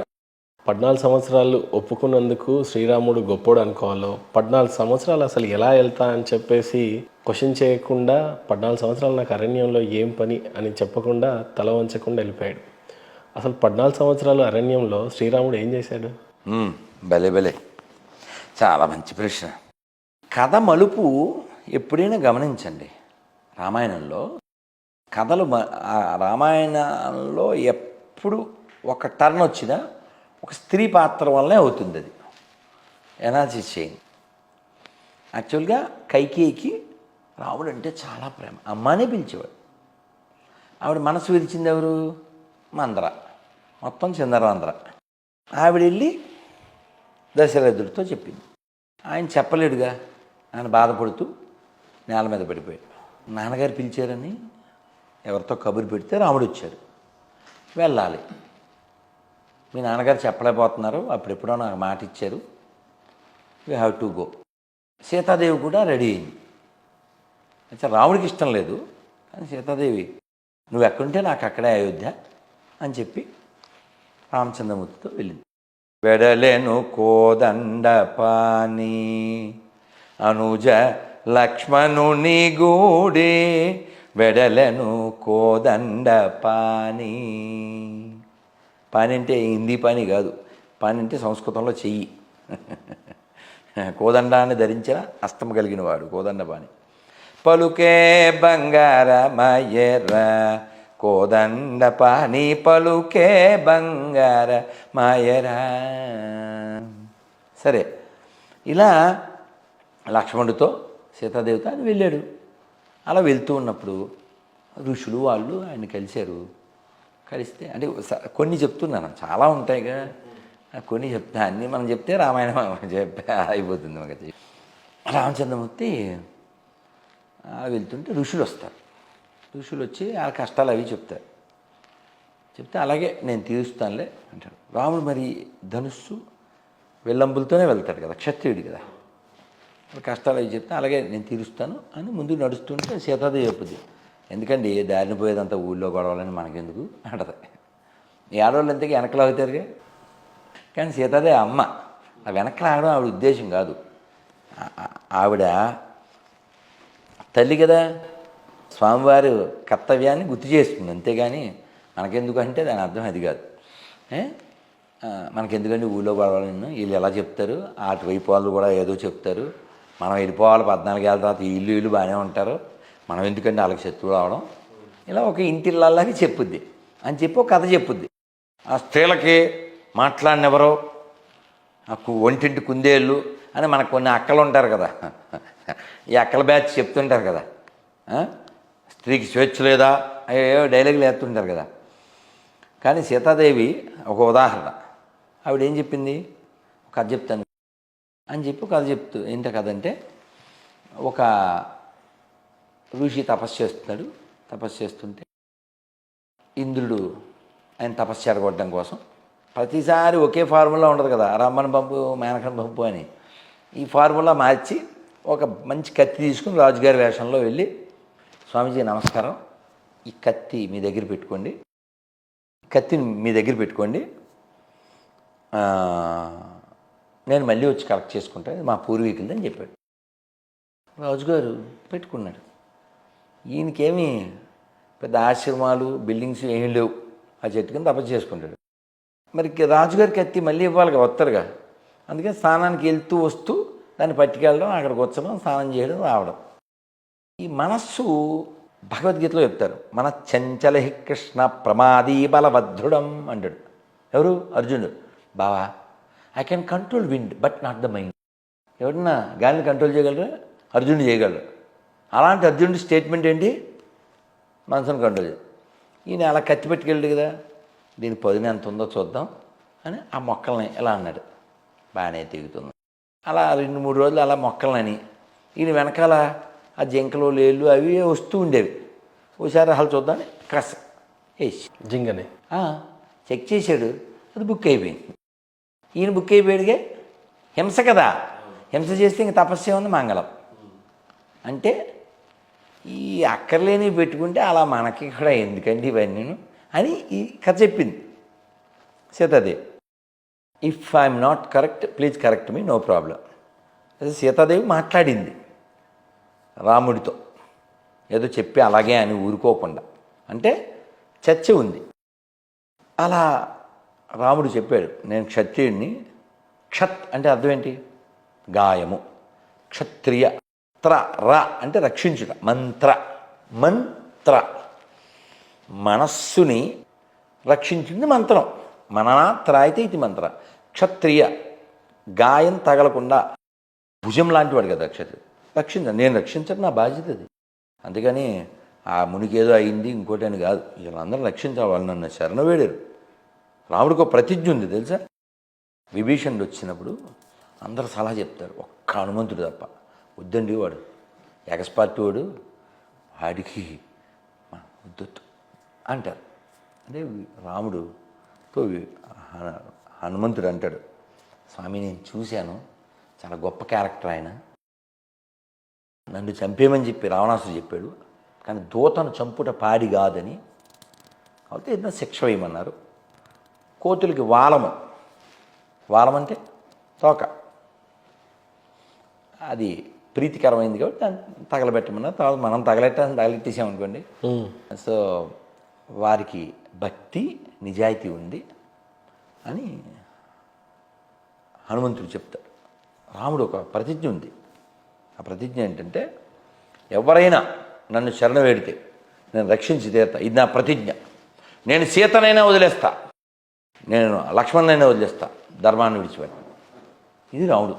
అలాంటి రామచంద్రమూర్తి అలా వెళ్తున్నప్పుడు కబంధుడు వచ్చాడు, బోల్డ్ మంది మునులు వచ్చారు. ఒక్కొక్క ఎపిసోడ్ నాన్న, ఓసారి ముని, ఓసారి రాక్షసుడు, ఓసారి ముని, ఓసారి రాక్షసుడు, ఓసారి ముని, ఓసారి రాక్షసుడు. మొత్తం ఈ 14 సంవత్సరాల వనవాసాన్ని ఒక సారాంశం కింద చూస్తే ఏమని చెప్పగలుగుతారు మీరు? వాళ్ళు ఎప్పుడు ఆ నియమానికి అతిక్రమించలే. యాక్చువల్గా దశరథుడు 14 ఏళ్ళకి సరిపడా బట్టలు గిట్లు అన్ని ఫెసిలిటీసు రెడీ చేసాడు. ఇప్పుడు ఇన్ని ఫెసిలిటీసు అడవిలో బిల్డింగ్ కట్టేసి ఇచ్చేస్తే ఇంకా అసలు కైకి యొక్క కోరికకి అర్థమే ఉంది.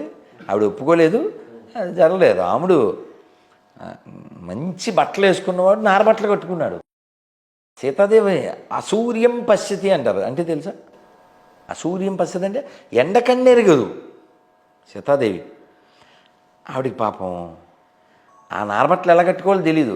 రాముడే ఇలా ఎలా అని చుట్టేసి మెడ మీద ఉట్టేసి, అసలు ఎంత ఏడ్చారంటే అయోధ్యలో రాముడు వెళ్ళిపోయిన నెల తర్వాత కూడా గుర్రాలు ఏనుగులు కూడా కంటతడి. అంత ప్రేమించారు రాముని. అలా రామచంద్రమూర్తి, మీరు చిత్రకూట అని ఉంది, వెళ్ళండి బాగుంటుంది, అక్కడ మందాకిని ఉంటుంది, బాగుంటుంది. ఆ చిత్రకూట్లో ఆ గోదావరి అంతా ఉంటుంది. అక్కడ చాలా కాలం ఉన్నారు రామచంద్రమూర్తి. దాదాపు 13 ఏళ్ళు వాళ్ళు సుఖంగా సంతోషంగా అడవుల్లో అలా తిరుగుతూ అలా మునివృత్తిని అవలంబించి. 14 సంవత్సరాల ప్రయాణం ఎక్కడ మొదలైంది, ఎక్కడ ఎండ్ అయింది అన్నట్టు? అయోధ్య నుంచి గంగా నది మీదుగా అలా ప్రయాణం సాగిస్తూ సాగిస్తూ సాగిస్తూ ఉత్తరాది నుంచి దక్షిణాది వైపు అలా వచ్చినప్పుడు మనకి తెలుసుగా చివరి ఎపిసోడ్ 1 year ఉందనగా ఎంటర్ ద డ్రాగన్, రావణాసురుడు వస్తాడు. ఇంక వెతకడం ప్రారంభిస్తారు అన్నదమ్ములు ఇద్దరు.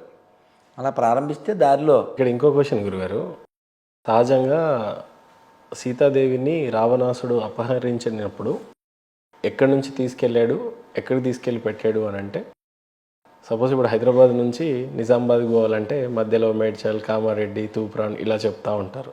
అలా చెప్పాలి అంటే ఎలా తీసుకెళ్ళాడు రావణ? దానికి ఒక మంచి అనాలిసిస్ ఉంది. నేను యాక్చువల్గా అది ఎగ్జాక్ట్లీ నాకు ఇప్పుడు గుర్తులేదు, కానీ దానికి మంచి అనాలిసిస్ అయితే నేను చదివాను. ఆయన రోడ్డు మార్గమా వాయు మార్గమా? అలా వాయు మార్గమే, అది ఓకే. నేను చెప్పేది ఎగ్జాక్ట్లీ ప్లేస్ కూడా. ఆయన తీసుకెళ్ళిన వే అదైతే ఉంది. అది అలా తీసుకెళ్ళినటువంటి వేని కూడా ఒక వివరణ ఉంది, దానికి మనం ప్రయత్నం చేద్దాం. అయితే రావణాసురుడు తీసుకెళ్ళిన తర్వాత 1 year మొత్తం ఇదంతా యుద్ధం అంతా, ఈ విషయం అంతా నడిచింది. ఈ కీలకమైంది ఇదే. ఎందుకని? పర్పస్ ఆఫ్ రామావతారం. రాముడు వచ్చింది ఎందుకు? 2. ఒకటి exemplary king, exemplary husband, exemplary father, exemplary son, exemplary friend. ఇన్ని క్యారెక్టర్స్ని కలిగి ఉండి at the same time Ravana వద్ద జరగాలి. మరి అప్పుడు క్రిస్టియన్స్ కూడా అదే క్లెయిమ్ చేస్తారు కదా, ఏంటిది? మానవ రూపంలో జీసస్ ఎందుకు వచ్చాడు అని అంటే మానవుడు ఎలా బతకగలడు అని చెప్పడానికి వచ్చాడు అని చెప్తారు. ఆయన దేవుడు కాదు, ఈయన దేవుడు అని ఎలా అంటారు అని అంటారు కదా. ఒరే నాన్న, మీ నాన్న పేరు ఏంటరే? ఎంతసేపు పెట్టింది? సెకండ్. మీ నాన్న పేరు ఏంటమ్మా? మీ నాన్న పేరు? రాముడిని అడుగు, వెంటనే చెప్తాడు. Sir, I'm son of Dasharatha అని చెప్తాడు. ఇప్పుడు నువ్వు చెప్పిన క్యారెక్టర్ని అడుగు, వాళ్ళ నాన్న పేరు. ఆయన శక్తితో పుట్టాడు అని చెప్పడానికి నిదర్శనం అంటాడు. నేను దేవుణ్ణి అని చూపించుకోవడానికి, నేను ఆమె స్పర్మ్తో పుట్టలేదు, లేకపోతే సంసారం చేస్తే పుట్టలేదు, ఒక నక్షత్రంగా ఏదో ఒక పవర్ని చూపించడానికి చేశాడు. దాన్ని మీరు కన్సిడర్ చేయరు. ఇప్పుడు చాలామంది అక్రమ సంతానం ఉంటుంది పెళ్ళికి ముందు. పోనీ యేసుప్రభు పుట్టాడు, జన్మించాడు, ఆయన చేయాల్సిన కార్యక్రమాలు చేశాడు, చనిపోయాడు, 3 రోజున తిరిగి లేచాడు, ఆ తర్వాత మళ్ళీ వెళ్ళిపోయారు అని చెప్తారు. మనం త్రిబుల్ ఈ మీద పనిచేయాలి. త్రిబుల్ ఈ అంటే చెప్పానుగా, ఎథిక్స్, ఎపిక్స్, ఎవిడెన్స్. ఇవి ఎవిడెన్సే కదా మరి వాళ్ళు చెప్తున్నారు. ఈ స్టేట్కి నేనే సీఎంని, ఈ పేటకి నేను కాదుగా, మాకు దగ్గర ఎవిడెన్స్లు ఉన్నాయిగా. ఏమున్నాయి? మీరు సీఎం ఎందుకు అవుతారు ఈ రాష్ట్రం? నేను సీఎంని కాదుగా, అలాగే వాడు దేవుడు కూడా కాదు.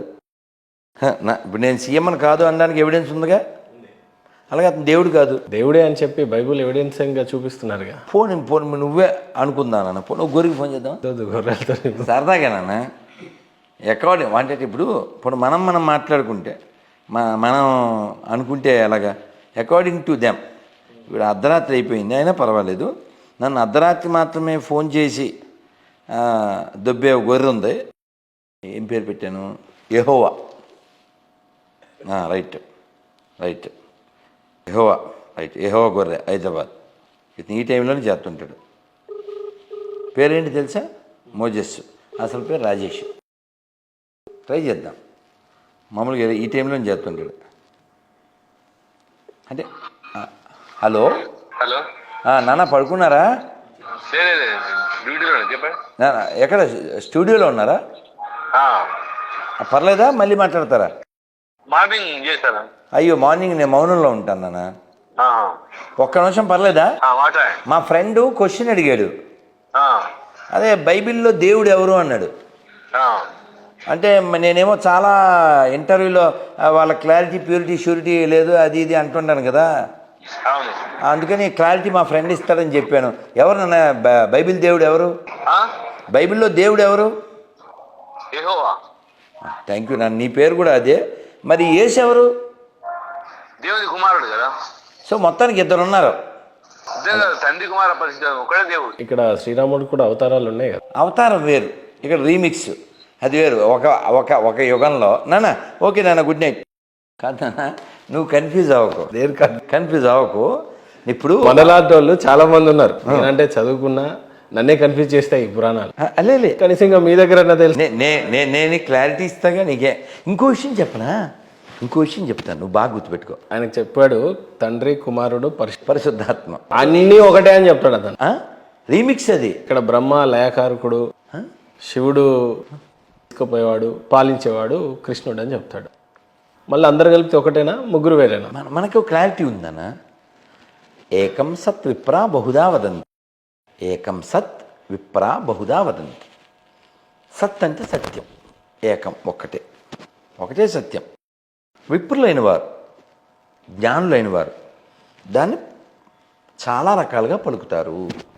దైవాన్ని చేరుకోవడానికి చాలా మార్గాలు ఉన్నాయి. మనం చెప్తాం ఆ పార్టీ ఏం చెప్పుద్ది? నేనేం మార్గం, మా షాపులోనే కొనాలి, కొనకపోతే నరకానికి వెళ్ళిపోతాం అంటుంది. అందుకని వ్యతిరేకిస్తాం. ఇంకోటి ఏంటంటే, ఇప్పుడు మోజెస్ చెప్పాడు కదా, బైబిల్లో దేవుడు అంటే యెహోవాయే. ఎందుకు అంటే ఆది కాండంలో చెప్పారు. నాన్న నీకు 10 కమాండ్మెంట్స్ వచ్చు కదా మోజెస్? 10 కమాండ్మెంట్స్ 10 కమాండ్మెంట్ కొంచెం చెప్పు నాన్న. 10 ఆజ్ఞలా? చెప్పు నాన్న. ఇప్పుడు బైబిల్ లేదు కదా సార్, చదవాలి. బైబిల్తో పనే ఉంది. కరెక్ట్గా రాదు కదా మనకి. 4, 3, 2 చెప్పు అబ్బా. రక్తం మాంసం భుజించకూడదు. వినండి, నరహత్య చేయవద్దు. యాక్చువల్గా నీకు నాన్న ఇంగ్లీష్ మీడియం చదువుకున్నావు నువ్వు? తెలుగు మీడియం. ఓకే, యాక్చువల్గా నరహత్య చేయవద్దు అనేది అబద్ధం. యాక్చువల్లీ ఇంగ్లీష్లో ఏంటంటే దౌ షల్ నాట్ కిల్. తెలుగు ఉంది కదా. కాదు దేవుడు, నా మాట విను. దౌ షల్ నాట్ కిల్, దీని తెలుగు అనువాదం ఏంటి? మీకు చెప్పండి, నాకు తెలియదు. దౌ షల్ నాట్ కిల్ అంటే ఏ జీవిని వధించరాదు. అదే నరహత్య చేయరాదు అనేదే ఇంగ్లీష్లో ఉంటే డోంట్ మర్డర్. మర్డర్ అనే పదం మనిషిని చంపడానికి వాడతారు. కిల్ అనే పదం ఎవరిని చంపద్దంటానికి వాడతారు. అన్నిటికీ వర్తిస్తుంది. అవునా కదా? అవును. లవ్ యూ నాన్న, you are a human being. So ఇక్కడ ఏ ప్రాణిని వధించవద్దని బైబిల్ ఆజ్ఞ. అవును.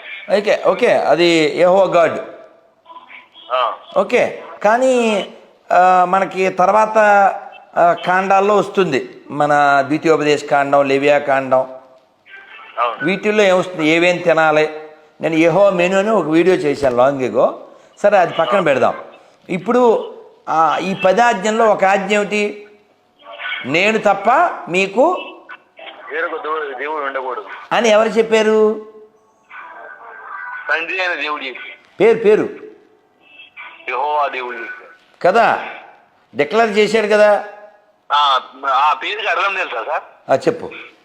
అక్కడ కన్ఫ్యూజ్ అవుతున్నారు అందరూ. చెప్పన్నాను.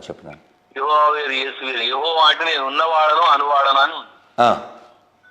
అయితే మాట్లాడిన దేవుడను పరం వినబడ్డది అంతే, ఎవరికి కనబడలేదు. అది అతను మన మోషేకి ఎవరికో వెనకాల చూపించాడు కదా, బైబిల్ ప్రకారం వెనకాల చూపించాడు. కాదు, ఇప్పుడు టాపిక్ ఇప్పుడు నువ్వు ఇప్పుడు యెహోవా కొడుకు ఎవరు? కుమారుడు Yesukristu. So Jehovah is father. So Jesus is son. So ఎవరి వలన పుట్టాడు? యెహోవా వలన యేసు పుట్టాడు. అవును. ఎవరికి పుట్టాడు? కలుగు చేశాడు ఆయన. నోటితో విప్పించాడండి. నోటితోనా? ఎవరి నోటితో? నీ నోరు బహుగా తెరువు, నేను దాన్ని నింపెదను అన్నాడు. దేంతో అన్నది మనకు తెలీదు. ఓకే, ఎవరితో కనలేదు, స్త్రీతో కనలేదు అక్కడ. ఇప్పుడు మరి ఎవరు? అంతకు ముందుకే ఉన్నారు ఆల్రెడీ. సామెతలు జరుగుతున్నాడు, ఎందుకు అధ్యాయం కాదనా? ఇప్పుడు మరి కొడుకు ఎవరు? మరి కొడుకు ఎవరు నాన్న? మరియ గారి కొడుకు ఎవరు? కుమారుడు యేసు ప్రభు. నేను చెప్తాను ఇంకా కాసేపు మాట్లాడదాం. మరి కొడుకు యేసు. ఓకే, మరి మొగుడు ఎవరు? ఏసేపు. యోసేపు. ఓకేనా? యేసు వాళ్ళ నాన్న ఏసేపు. అది ఓన్లీ కాసేపు. ఏసేపు ఓన్లీ కాసేపు. వివాహం ముందు ఎవరైనా పిల్లల కంటే వాళ్ళంతా ఇలా దేవుని కుమారులా ఏంటి? పరిశుద్ధాత్మ వల్ల పరిశుద్ధాత్మ శక్తి వల్ల కాదు, పరిశుద్ధాత్మ ఎక్కడ ఉంటాడు? శక్తి అన్న, శక్తి శక్తి. మీరు బ్రహ్మ సరస్వతిని ఎలా చూపించాడు? బ్రహ్మ కూతురుని ఎలా పెళ్లి చేసుకున్నాడు? కాదు నాన్న, ఇప్పుడు బ్రహ్మను పూజించకపోయినా పర్లేదు. కాదు నాన్న, మోజెస్సు నువ్వు బ్రహ్మను పూజించక్కర్లే. నేను చెప్పా. యేసుని నమ్మక్కర్లే. నువ్వు చెప్పు. నేను చెప్తున్నాను, బ్రహ్మని పూజించక్కర్లే, నమ్మక్కర్లే. నేను చెప్తున్నా, యేసుని నమ్మక్కర్లే. నువ్వు చెప్పు. కంపల్సరీ ప్రపంచం అంతా నమ్మాలి, ఎవరు నమ్మినా నమ్మకుండా. ఏది ఈ మాట నువ్వు ఓవైసీతో కూడా చెప్తావా? అందరితో చెప్తా ఓ వయసు ఇదా కాదు, మీది హైదరాబాదే కదా. నువ్వు ఒక్కసారి పాత బస్తీకి వెళ్ళి ఒక్కసారి సువార్త చేసి ఆ వీడియో పెట్టు. దానికోసం ఎదురు చూస్తున్నాను. లవ్ యూ నాన్న. ఎలాగ రాడుగా ఇంకా ఒక ఆంటీ వెళ్ళింది తెలుసా పాత బస్తీకి. ఇదే రక్తం ఈ పిశాచి మతంలో రక్తం తప్పితే ఏముండదు. నువ్వు కాదు గమనించున్నానా ఎన్ని ఒక ఈ 10 కమాండ్స్లోనే ఉంటుంది, విగ్రహారాధన చేయకూడదు, నేను మాత్రమే దేవుడిని ఈ ప్రపంచంలో, ఇంకో దేవుడు లేడు, నరమాంసం భుజించకూడదు, మన రక్తం మాంసను భుజించకూడదు. అక్కడ ఏ కన్ఫ్యూజన్ లేదు. కాకపోతే ఇక్కడ ఈయన వచ్చి ఎలాగైతే వెళ్ళిపోయాడో ఇక్కడ కూడా ఇలానే వచ్చి వెళ్ళిపోయాడు అనే రెండు కన్ఫ్యూజ్ చేస్తూ ఉంటారు. ఏందే ఇక్కడనే మత మార్పిడి జరిగిపోతూ ఉంటుంది హిందువు మీద, మేజర్గా అక్కడే జరిగిపోతూ ఉంటుంది. విషయం ఏంటంటే మనకి ఎంత వివరంగా ఓ చాగంటి గారు కావచ్చు, ఓ గరికపాటి వారు కావచ్చు, అంతకుముందు మల్లాది చంద్రశేఖర శాస్త్రి గారు కావచ్చు, వాళ్ళకి ఎవ్రీ సండే ఎవ్రీ ఫ్రైడే ఉంది, మనకు లేదు కదా. ఏదైనా ఇది ఇండానికి దరిద్రం పట్టింది. విషయం ఏమిటంటే మనకి అలాంటి వాళ్ళు ప్రవచనం చెప్పి వెళ్ళిపోతారు. ఇక్కడ ప్రతి వారం వీళ్ళు అబద్ధాలు, ఈ దేశం పట్ల ద్వేషాన్ని పెంచడానికి ఈ బైబిల్ని అడ్డం పెట్టుకుని పనిచేస్తూ ఉంటారు.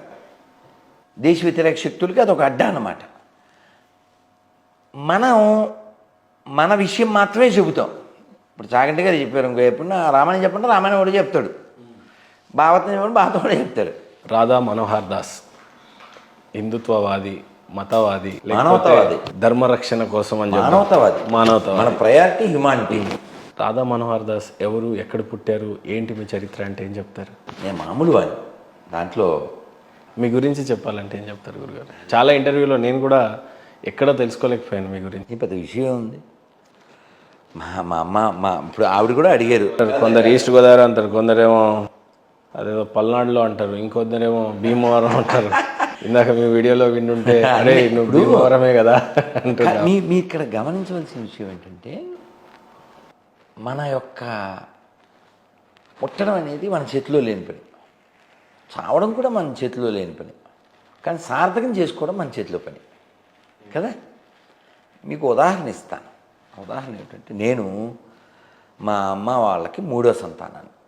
ఓకే, నేను 17 ఏళ్ల వయసులో ఆర్ఎస్ఎస్లో అంటే 14 ఏళ్ల వయసుకి ఒక ఆర్ఎస్ఎస్ ప్రచారకు ప్రభావం ఉండడం. అలా నేను 17 ఏళ్ల వయసులో ఇంట్లోంచి వెళ్ళిపోయాను. ఆ టైంలోనే ఈ అయోధ్య రామ జన్మభూమి ఉద్యమం కరసేవకు వెళ్ళాను. మా అదృష్టం ఆ బానిస కట్టడం కూలిపోవడం అది చూసాం. ఈ చేతులతో అక్కడ తాత్కాలిక రామ మందిరాన్ని ఇటుకలు పేర్చాం. తర్వాత కాలంలో 97లో శ్రీల ప్రభుపాదుల వారి పుస్తకాలు ఇస్కాన్ బుక్స్లో ఒక ముఖ్యమైన పుస్తకం ఆత్మసాక్షాత్కార శాస్త్రం. ఆ పుస్తకాన్ని చదవడం, ఆ చదివిన తర్వాత మనస్సు ఇది కాదు, మనం ఇంకా ఈ ప్రపంచంలో ఏదో ఉందనుకుంటున్నాం కాదు, ఆధ్యాత్మికంగా మనం ఎదగాలి. ఆ తర్వాత ఇస్కాన్లో జాయిన్ అయిపోయాం 2000. ఎక్కడ పుట్టారు స్వామి? మీ ఊరు ఎక్కడ? తిరుపతి. సో అలా 97లో జాయిన్ అయిన నేను 2004 వరకు అక్కడే ఉన్నాను. సో ఇస్కాన్ సర్వీస్ అక్కడ గుళ్ళో ఏ సేవ ఉంటే ఆ సేవ చేసేవాళ్ళం. అయితే మాకు భగవంతుడు ఒక్కొక్కరికి ఒక ఎబిలిటీ ఉంటుంది కదా. సో వాక్ శక్తి ఉండడం వల్ల ఈ బుక్స్ స్టాల్స్ ఉండేవి. అవి తిరుమలలో గోవిందస్వామి టెంపుల్లో, పద్మావతి టెంపుల్లో, ఇలా ఒక్కో టెంపుల్లో నేను ఒక్కో చోట ఎప్పుడు ఎక్కడ పెద్దవాళ్ళు గురువుగారు చెప్పిన చోట అక్కడ సేవ చేసేవాళ్ళు. ఆ తర్వాత కాలంలో నా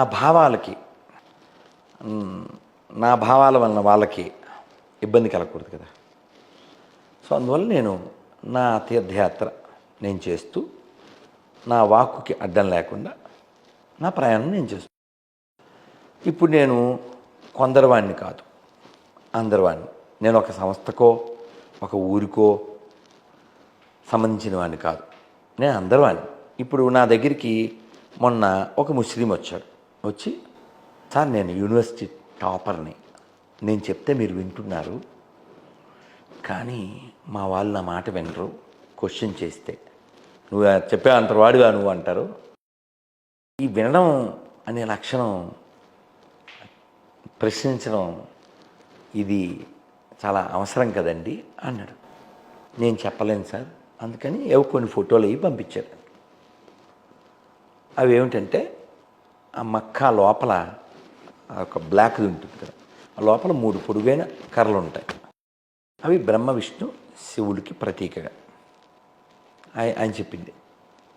ఓకే, వీళ్ళందరూ వెళ్ళి మొక్కుతారు కదా, దాన్ని మొక్కుతారు.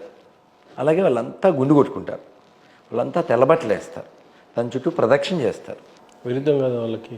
ఇవన్నీ ఎక్కడవి? ఇవన్నీ పాప అతను అడిగితే అతనికి ఎవరు చెప్పట్లే. నన్ను అడిగాడు, ఎనాలిసిస్ చేశానండి ఇవన్నీ అని చెప్పి. అంటే ఇదంతా ఎందుకు చెప్తున్నా అంటే, ప్రపంచం అంతా అంటే ఒక చిన్న పాట చెప్తే మీకు అర్థమవుతుంది. ఆదిశంకరు నిశంకారావం అగస్త్యమౌని ధర్మ ప్రచారం సమర్థరాముడు పరమహంసలకు జన్మనిచ్చిన పుణ్యభూమిది. ప్రపంచ సభలో గర్జన చేసిన భారతవాణి నాదనవోయ్, ఆ వివేకవాణి నాదనవోయ్. మనదేనోయ్ భారతదేశం, భారతదేశం మనదేనో. ఇదంతా ఎందుకు చెప్పంటే, ప్రపంచం అంతా ఎక్కడికి వెళ్ళినా మనకు సంబంధించినటువంటి ఎవిడెన్స్లే ఉంటాయి. ఎక్కడో ఈజిప్ట్లో తవ్వితే ఆర్కియాలజీ వాళ్ళకి 8,000 సంవత్సరాల క్రితం సూర్యదేవాలయం బయటపడింది. మన సొంతం కాదు కదా, ఇవన్నీ న్యూస్లో వచ్చినవే కదా. అలాగే ఆఫ్ఘనిస్తాన్లో బుద్ధ విగ్రహం, దాన్ని బద్దగొడేశారు. అది డిటోనేటర్లో ఏవో పెట్టి మరి. అంటే అసలు ఒక విగ్రహాన్ని చూస్తే అంతగా ద్వేషించే అంత బుద్ధి ఎందుకు వచ్చింది? కనీసం అన్వేషించడం కూడా ఇష్టం లేదు. అన్వేషణ లేదుగా. మన ఇప్పుడు సద్గురు జగ్గివాసుదేవ్ ఉన్నారు కదా, వారిని మొన్న కలికి నాగాశ్విన్ ఆ అబ్బాయి వెళ్ళి, స్వామీజీ ఇలా 33 కోట్ల దేవతలు అది ఇది మన మతం ఏం చెప్తుంది క్వశ్చన్ అడిగారు. అని చెప్పారు, this is not our land, is not religious land, our land is seekers land. అన్వేషకుల భూమి ఇది. ఒక పద్యం చెప్తే మీకు అర్థం. యం వైదికా మంత్ర దృశపురాణ ఇంద్రం యమం మాత రిష్వానమాహు వేదాంతినో అనిర్వచనీయమేకం యం బ్రహ్మ శబ్దేన వినిర్దిశంతి. అంటే ఏమిటి? శైవాయమీశం శివ ఇత్యవోచన్ యం వైష్ణవా విష్ణురితి స్తువంతి బుద్ధస్తదార్హన్నితి బౌద్ధ జైన సత్శ్రీ అకాలేతి చ సిక్క సన్. ఏమిటి అర్థం చెప్పాలిగా? యం బ్రహ్మ శబ్దేన వినిర్దిశంతి. నిన్ను శివుడు అని కొందరంటారు, విష్ణువు అని కొందరంటారు, శక్తి అని కొందరంటారు, బుద్ధ అని కొందరంటారు, అర్హన్ అని సిక్కులు అంటారు. ఎవరెన్ని విధములుగా పిలిచను అద్వితీయుడైన పరమాత్మ నీ ఒక్కడవే. ఇక్కడ ఎడారి మతాలకి మనకి ఎక్కడ క్లాష్ వస్తుందంటే, దేవుడు ఒక్కడే అని వాళ్ళు చెప్తున్నారు, మనం చెప్తున్నాం, కానీ ఆ దైవాన్ని చాలా పేర్లతో పిలవచ్చు అంటాం మనం. ఏమంటే ఇప్పుడు మీకు వంకాయ కూర ఇష్టమేనా? వాడికి ఇష్టం లేదు. ఇప్పుడు మెరట్టుని తినాల్సిందే నా శాసనం, లేకపోతే నీతో ఎత్తాను ఆసనం అంటే ఎలా సార్? అది నీకు ఇష్టమైనంత మాత్రం నాడు వంకాయ కూర ఎందుకు తినాలి సార్? అన్యాయంగాను. అలా దైవం చాలా పేర్లతో పిలవచ్చు. మనం భగవంతుణ్ణి నిద్రపుచ్చుతాం, నిద్రలేపుతాం. అంటే ఏంటి? We are seeing as a father, as a son. జో అచ్యుతానంద జో జో ముకుంద లాలి పరమానంద రామ గోవింద జో జో మహేంద్ర నిద్రపోతాడు. గురుగారు కాదు ఇది పూర్తి చేస్తా. మొన్న కదిరి కృష్ణ అనే చదువుకున్నటువంటి అజ్ఞాని ఏమన్నాడు, వీళ్ళ దేవుడు లేదంటే లేస్తాడు, పడుకుంటాడు అంటే ఇక్కడ మనకి భావన ఉంది. త్యాగరాజ స్వామి వారికి ఆ భావన ఉంది, ఉదాత్తమైన భావన. ఆరగింపవే వెన్నపాలరగింపవే సారమైన గణ వెన్నపాలరగింపవే. మీరు చూడండి, వెన్నపాలు ఆరగింపవే, ఒక అరటిపండుతో కూడిన వెన్నతో కూడిన పాలు ఆరగింపవే. అంటే పండు ప్రకృతి, పాలు ప్రకృతి. అక్కడ పాలు లేవు, పాపాలు తప్ప. రక్తం రక్తం రక్తం రక్తమతాలు, రక్త పిశాచి మతాలు. ఇక్కడ పాలు, కృష్ణుడు పాలు. కొలని దోపరికి గొబ్బిల్లో ఎదుకుల స్వామికి నీ గొబ్బిల్లో కొండగొడుగుగా గోగులగాచిన కొండొక శిశువుకు గొబ్బిల్లో. అమ్మ ఆవు ఆరోగ్యం, ఆవు మాతృత్వానికి ప్రతీక, ఆవు ఆరోగ్యానికి ప్రతీక, గొర్రె బుర్ర తక్కువ దానికి ప్రతీక. పోనీ ఆవు కృష్ణుడు వెనకాల ఉంటుంది. కృష్ణుడు భక్తులు ఎవరు ఆవును తినరు. వీళ్ళు తాను గొర్రె అని చెప్పుకున్నాడు వాళ్ళ గాడ్డు. నేను వచ్చింది గొర్రెలను ఎత్తగడానికి అని చెప్పుకున్నాడు. గొర్రె బలి అవ్వాలని చెప్పాడు, వేసారు, ఓకే. తనే గొర్రె అన్నాడు, గొర్రెల కోసం వచ్చాడన్నాడు. వీళ్ళు గొర్రెలు తినేస్తారు. సో మీ క్వశ్చన్ ఓకేనా? లాస్ట్. ఇస్కాన్ గురించి చాలా గొప్పగా వింటూ ఉంటాం. రాధా మనోహర్ దాస్ అనగానే మీ బట్టలు మీ అవహేళన చేసి మాట్లాడుతుంటారు. మీ అవతారం గురించి సో కాల్డ్ పీపుల్, మన వాళ్ళు కాదు.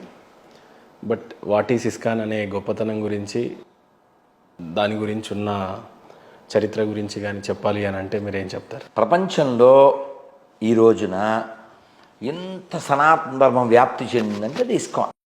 ఇంకా చాలామంది ఉన్నారు ఇత పూర్వం, ఇప్పుడు. కానీ ఎలా అవతరించింది అసలు ఇస్కాన్? అంటే మా పెద్ద స్వామివారు ప్రభుపాదులు వారు కలకత్తాలో పుట్టారు 1896. ఓకే, వారికి 26 ఏళ్ళు ఉన్నప్పుడు, ఇది మ్యారీడ్ అప్పటికి, శిల ప్రభుపాదులు వారు అభయచరణ అరవింద భక్తి వేదాంత స్వామి శిల ప్రభుపాదులు వారు, ఆయనకు ఒక ఫార్మాస్యూటికల్ కంపెనీ ఉండేది. ఎవరో ఫ్రెండ్ వచ్చి అవన్నీ వారే చెప్పారు, ఆత్మసాక్షాత్కార శాస్త్రం పుస్తకంలో. వారే ఒక స్వామీజీ వచ్చారు, రా అని పిలిచారట. ఈ రోజుల్లో నేను నమ్మను అన్నారట. ఒకసారి రా, ఇప్పుడు నచ్చకపోతే మానేద్ది కానీ అన్నట్ట. ప్రభుపాదులు వారు ఇస్కాన్ పెట్టాక ఆ రోజు ఆ స్నేహితుడు నన్ను బలవంతంగా తీసుకెళ్ళబట్టి మా గురువుగారు మాకు అనుగ్రహించారు. లేకపోతే ఈ జీవితం అలా అయిపోయి ఉండేది, వారి యొక్క అనుగ్రహం ఇదంతా అని చెప్తారు. అలా శ్రీల భక్తి సిద్ధాంత సరస్వతి ఠాకూర్ చాలా గ్రేట్, హైలీ ఎడ్యుకేటెడ్. వారి ఇంగ్లీష్ ఇప్పుడు కూడా మనం అర్థం చేసుకోలేంత స్ట్రాంగ్ ఇంగ్లీష్. ఇవాళ ఉదయం కూడా ఆయన పుస్తకం చదివాం మేము. వారు చెప్పారు, అభయ్ అంటే వారి పేరు Abhay Charana Aravinda. Abhay, you are speaking very good English. Why don't you go to this English speaking countries and educate about our Krishna consciousness అన్నారట. ఇంత చెప్తే మనం ఏం చేస్తాం, పిల్లలు వ్యాపారం అనుకున్నారట. కానీ గురువుగారు చెప్తారు, అప్పుడప్పుడు వెళ్ళడం కలవడం, ఏదో ఏదైనా ఎడిటింగ్లు పుస్తకం రాయమంటే రాయడం, ఏదో అలా. ఆయనకి అసలు మనం ఏం చేస్తాం కుటుంబం అనుకున్నాను నేను. అలాగే జీవితం అయిపోయింది, 56 ఏళ్ళు ఎంతో వచ్చింది. అయితే ఎప్పుడైనా భాగవతంలో ఏం చెప్పారంటే, కృష్ణ భగవాన్ చెప్తారు, నాకు ఎవరైనా ఇష్టమైతే వారి సంపదలన్నీ లాక్కుంటాను అన్నాడు. రివర్స్ కదా కదా కదా మనం అనుకుంటాం అన్నీ ఇస్తే దేవుడని, లాక్కోవడం కూడా దేవుడే. అదే చెప్తాడు స్వామి బతుకుడు భగవద్గీతలో చెప్తాడు. ఏమంటే సర్వమృత్యుహరశ్చాహం అంటాడు. నేను మృత్యు రూపంలో వస్తా, అన్నీ తీసుకుంటానంటాడు. సరే, మనం లాజికల్ నాన్న. ఇప్పుడు ఇందాక వేరే ఇంటర్వ్యూలో ఏదో అడిగితే చెప్పాను. ఇదే ఈ టచ్ గడ్డ పగిలిపోను, కలవరాయలు, అగరబత్తులు, కర్చీఫ్లు, ఇదంతా ఏంటి చీటింగ్ ప్రాసెస్ కదా. ఇస్కాన్లో ఇప్పుడు అది వద్దు. కాదు కదా, నేను ఎందుకు చెప్పానంటే ఆ టాపిక్ ఇక్కడ మనకి చావు గురించే టాపిక్ ఉంటుంది. భగవద్గీత దేని గురించి మొదలైంది? చావు, జన్మ, మృత్యు, జర, వ్యాధి. ఈ 4 తప్పదు. పుట్టావా చేస్తావు, ముసలితనం, రోగం తప్పదు. కాబట్టి రోగంతో బిజినెస్ చేయొద్దు. రోగాలు తగ్గిపోతాయి నువ్వు కృష్ణుడు ప్రార్థన చేస్తే, కృష్ణుడు మంత్రం చెప్పని ఇవి చెప్పం మనం. సో ఇవి తప్పదు, you have to die, you have to face this అని చెప్తారు. సో ప్రభుపాదుల వారు ఈ ఫిలాసఫీనే భాగవతంలో ఉన్నది, భగవద్గీతలో ఉన్నదాన్నే ప్రపంచానికి ఇచ్చారు. రియలిస్టిక్గా ఉండండి, రియలిస్టిక్గా ఉండండి. ఇలా శరీరం కోసం మోసపోవద్దు, మోసం చేయొద్దు. ఇది ఉండదు. ఐస్ క్రీమ్ తిన్నా కరుగుద్ది, తినకపోయినా కరుగుద్ది. ఇది కూడా అంటే జరిగిపోద్ది, పక్క వెళ్ళిపోద్ది. ప్రభుపాదుల వారు అలా 56 ఏళ్ళు వచ్చిన సమయంలో వారు అప్పటికి భాగవతం 3 స్కందాలు చేత్తో రాశారు. కానీ ఏదో విధంగా మరి లోకానికి మేలు జరగాలంటే భగవంతుడు ఏం చేస్తాడు? ఏదో ఇన్సిడెంట్ కావాలి కదా, టర్నింగ్ రావాలి కదా. నాకు వారి పుస్తకం చదివితే టర్నింగ్ వచ్చింది, కొందరికి నా ఇంటర్వ్యూ చూస్తే బర్నింగ్ వస్తుంది. సో ఆయన పుస్తకాలు చేత్తో రాసిన మ్యాన్స్క్రిప్ట్ అలమారలో పెట్టి వెళ్ళారు. వచ్చేసరికి లేవు. ఎవరిని అడుగుతారు? వాట్ హ్యాపెండ్ అన్నారు. ఇందాక టీలో బిస్కెట్లకి ఏమి లేవని పొయ్యిలో పెట్టేసాను. టీలో బిస్కెట్ల కంటే బుక్స్ ఇస్తారు కదా బిస్కెట్లు, కేజీలకు అమ్మేసాడు. ఆవిడ అమ్మేసింది. ఈయన అడిగారు, అసలు నీకు నేను ముఖ్యమా బిస్కెట్లు ముఖ్యమా? ఆవిడ బిస్కెట్లే చెప్పింది. భగవద్ రామానుజుల వారి భార్య కూడా ఇలాంటి పెడసరం సమాధానంలే. అలా జరగకపోతే వీళ్ళు బయటికి ఎలా వస్తారు? లోకానికి మేలు ఎలా జరుగుతుంది? ఏదో ఒక యూటర్న్ కావాలి, టర్న్ రావుగా. సో ఆవిడ అలా అంది. ఓకే, భగవంతుడు ఇంక ఇల్లు వదిలేరా అని చెప్పడానికి నాకు ఇది ఇచ్చాడు అని వారు బృందావనం వెళ్ళి అక్కడ కూర్చుని భాగవతం రాయడం ప్రారంభించారు, మధుకరి చేస్తూ. అలా వారికి 69 ఏళ్ళు వచ్చాక సుమతి మొరార్జీ అనే ఒక గొప్ప ఒక ఏమంటారు ఈ స్టీమర్స్, ఓడలు ఉంటాయిగా, షిప్స్, ఆ కంపెనీ ఓనర్ ఆవిడ్ని సింధియా స్టీమర్స్ ఏదో ఉంది, ఆవిడ దగ్గరికి వెళ్ళి ఆవిడని అడిగారు, నేను ఎలా వెళ్ళాలి? మా గురువుగారు ఎప్పుడో 40 ఏళ్ల క్రితం నాకు ఒక మాట చెప్పారు అన్నారు. ఇస్కాన్ సక్సెస్ అయిన తర్వాత ఆవిడ దగ్గరికి ఇంటర్వ్యూకి వచ్చారు. I told Swamiji, you are too old, why are going there, it's cold country, you are going there to die అని నేను చెప్పాను. But still no, I have to obey my guru's order అన్నారు. Okay, I give permission. అలా 40 రోజులు ఆయన జలదూత అనే వాడిలో America వెళ్ళారు. అలా వెళ్ళి మధ్యలో 2 సార్లు హార్ట్ అటాక్ వస్తే కృష్ణుడికే మొక్కి అక్కడ దిగి ఒక కవిత రాశారు బెంగాల్లో. దాన్ని ఇంగ్లీష్లో కొట్టండి, మార్కినే భాగవత ధర్మ. ఏం అర్థం కాదు కానీ చాలా గొప్ప భావన ఉంటుంది అందులో. మీనింగ్ చదవాలి, బెంగాలీ మనకు అర్థం కాకపోయినా చాలా అద్భుతమైన మీనింగు. అందులో ఒక line, O Lord, all the way you brought me here, I don't know what to do, but if you make me to speak, I will speak, so that my words will penetrate their hearts. ఆయన మీద ఆధారపడి చెప్పారు. అక్కడ car షెడ్యూల్లో, పార్కుల్లో అలా అలా ఉండి నెమ్మదిగా భజన చేస్తే ఆ పిల్లలు వచ్చారు. ఆ పిల్లల ద్వారా ఒక స్లమ్ ఏరియాకి వెళ్ళారు. 26 పార్క్ ఎవెన్యూ ఏదో ఉంది. అలా ఒక రూము అలా అలా అలా అలా 108 దేవస్థానాలు వారు ఉన్నప్పుడే కట్టేశారు 10 ఏళ్లలో. ఆ వయసులో కూడా స్టార్ట్ చేసింది 70లో. మీకు షార్ట్గా చెప్తాను, 1922లో వాళ్ళ గురువుగారిని కలిశారు. 33లో ఇనిషియేషన్ దీక్ష తీసుకున్నారు. 44లో బ్యాక్ టు గాడ్ హెడ్ అనే మ్యాగజైన్ స్టార్ట్ చేశారు.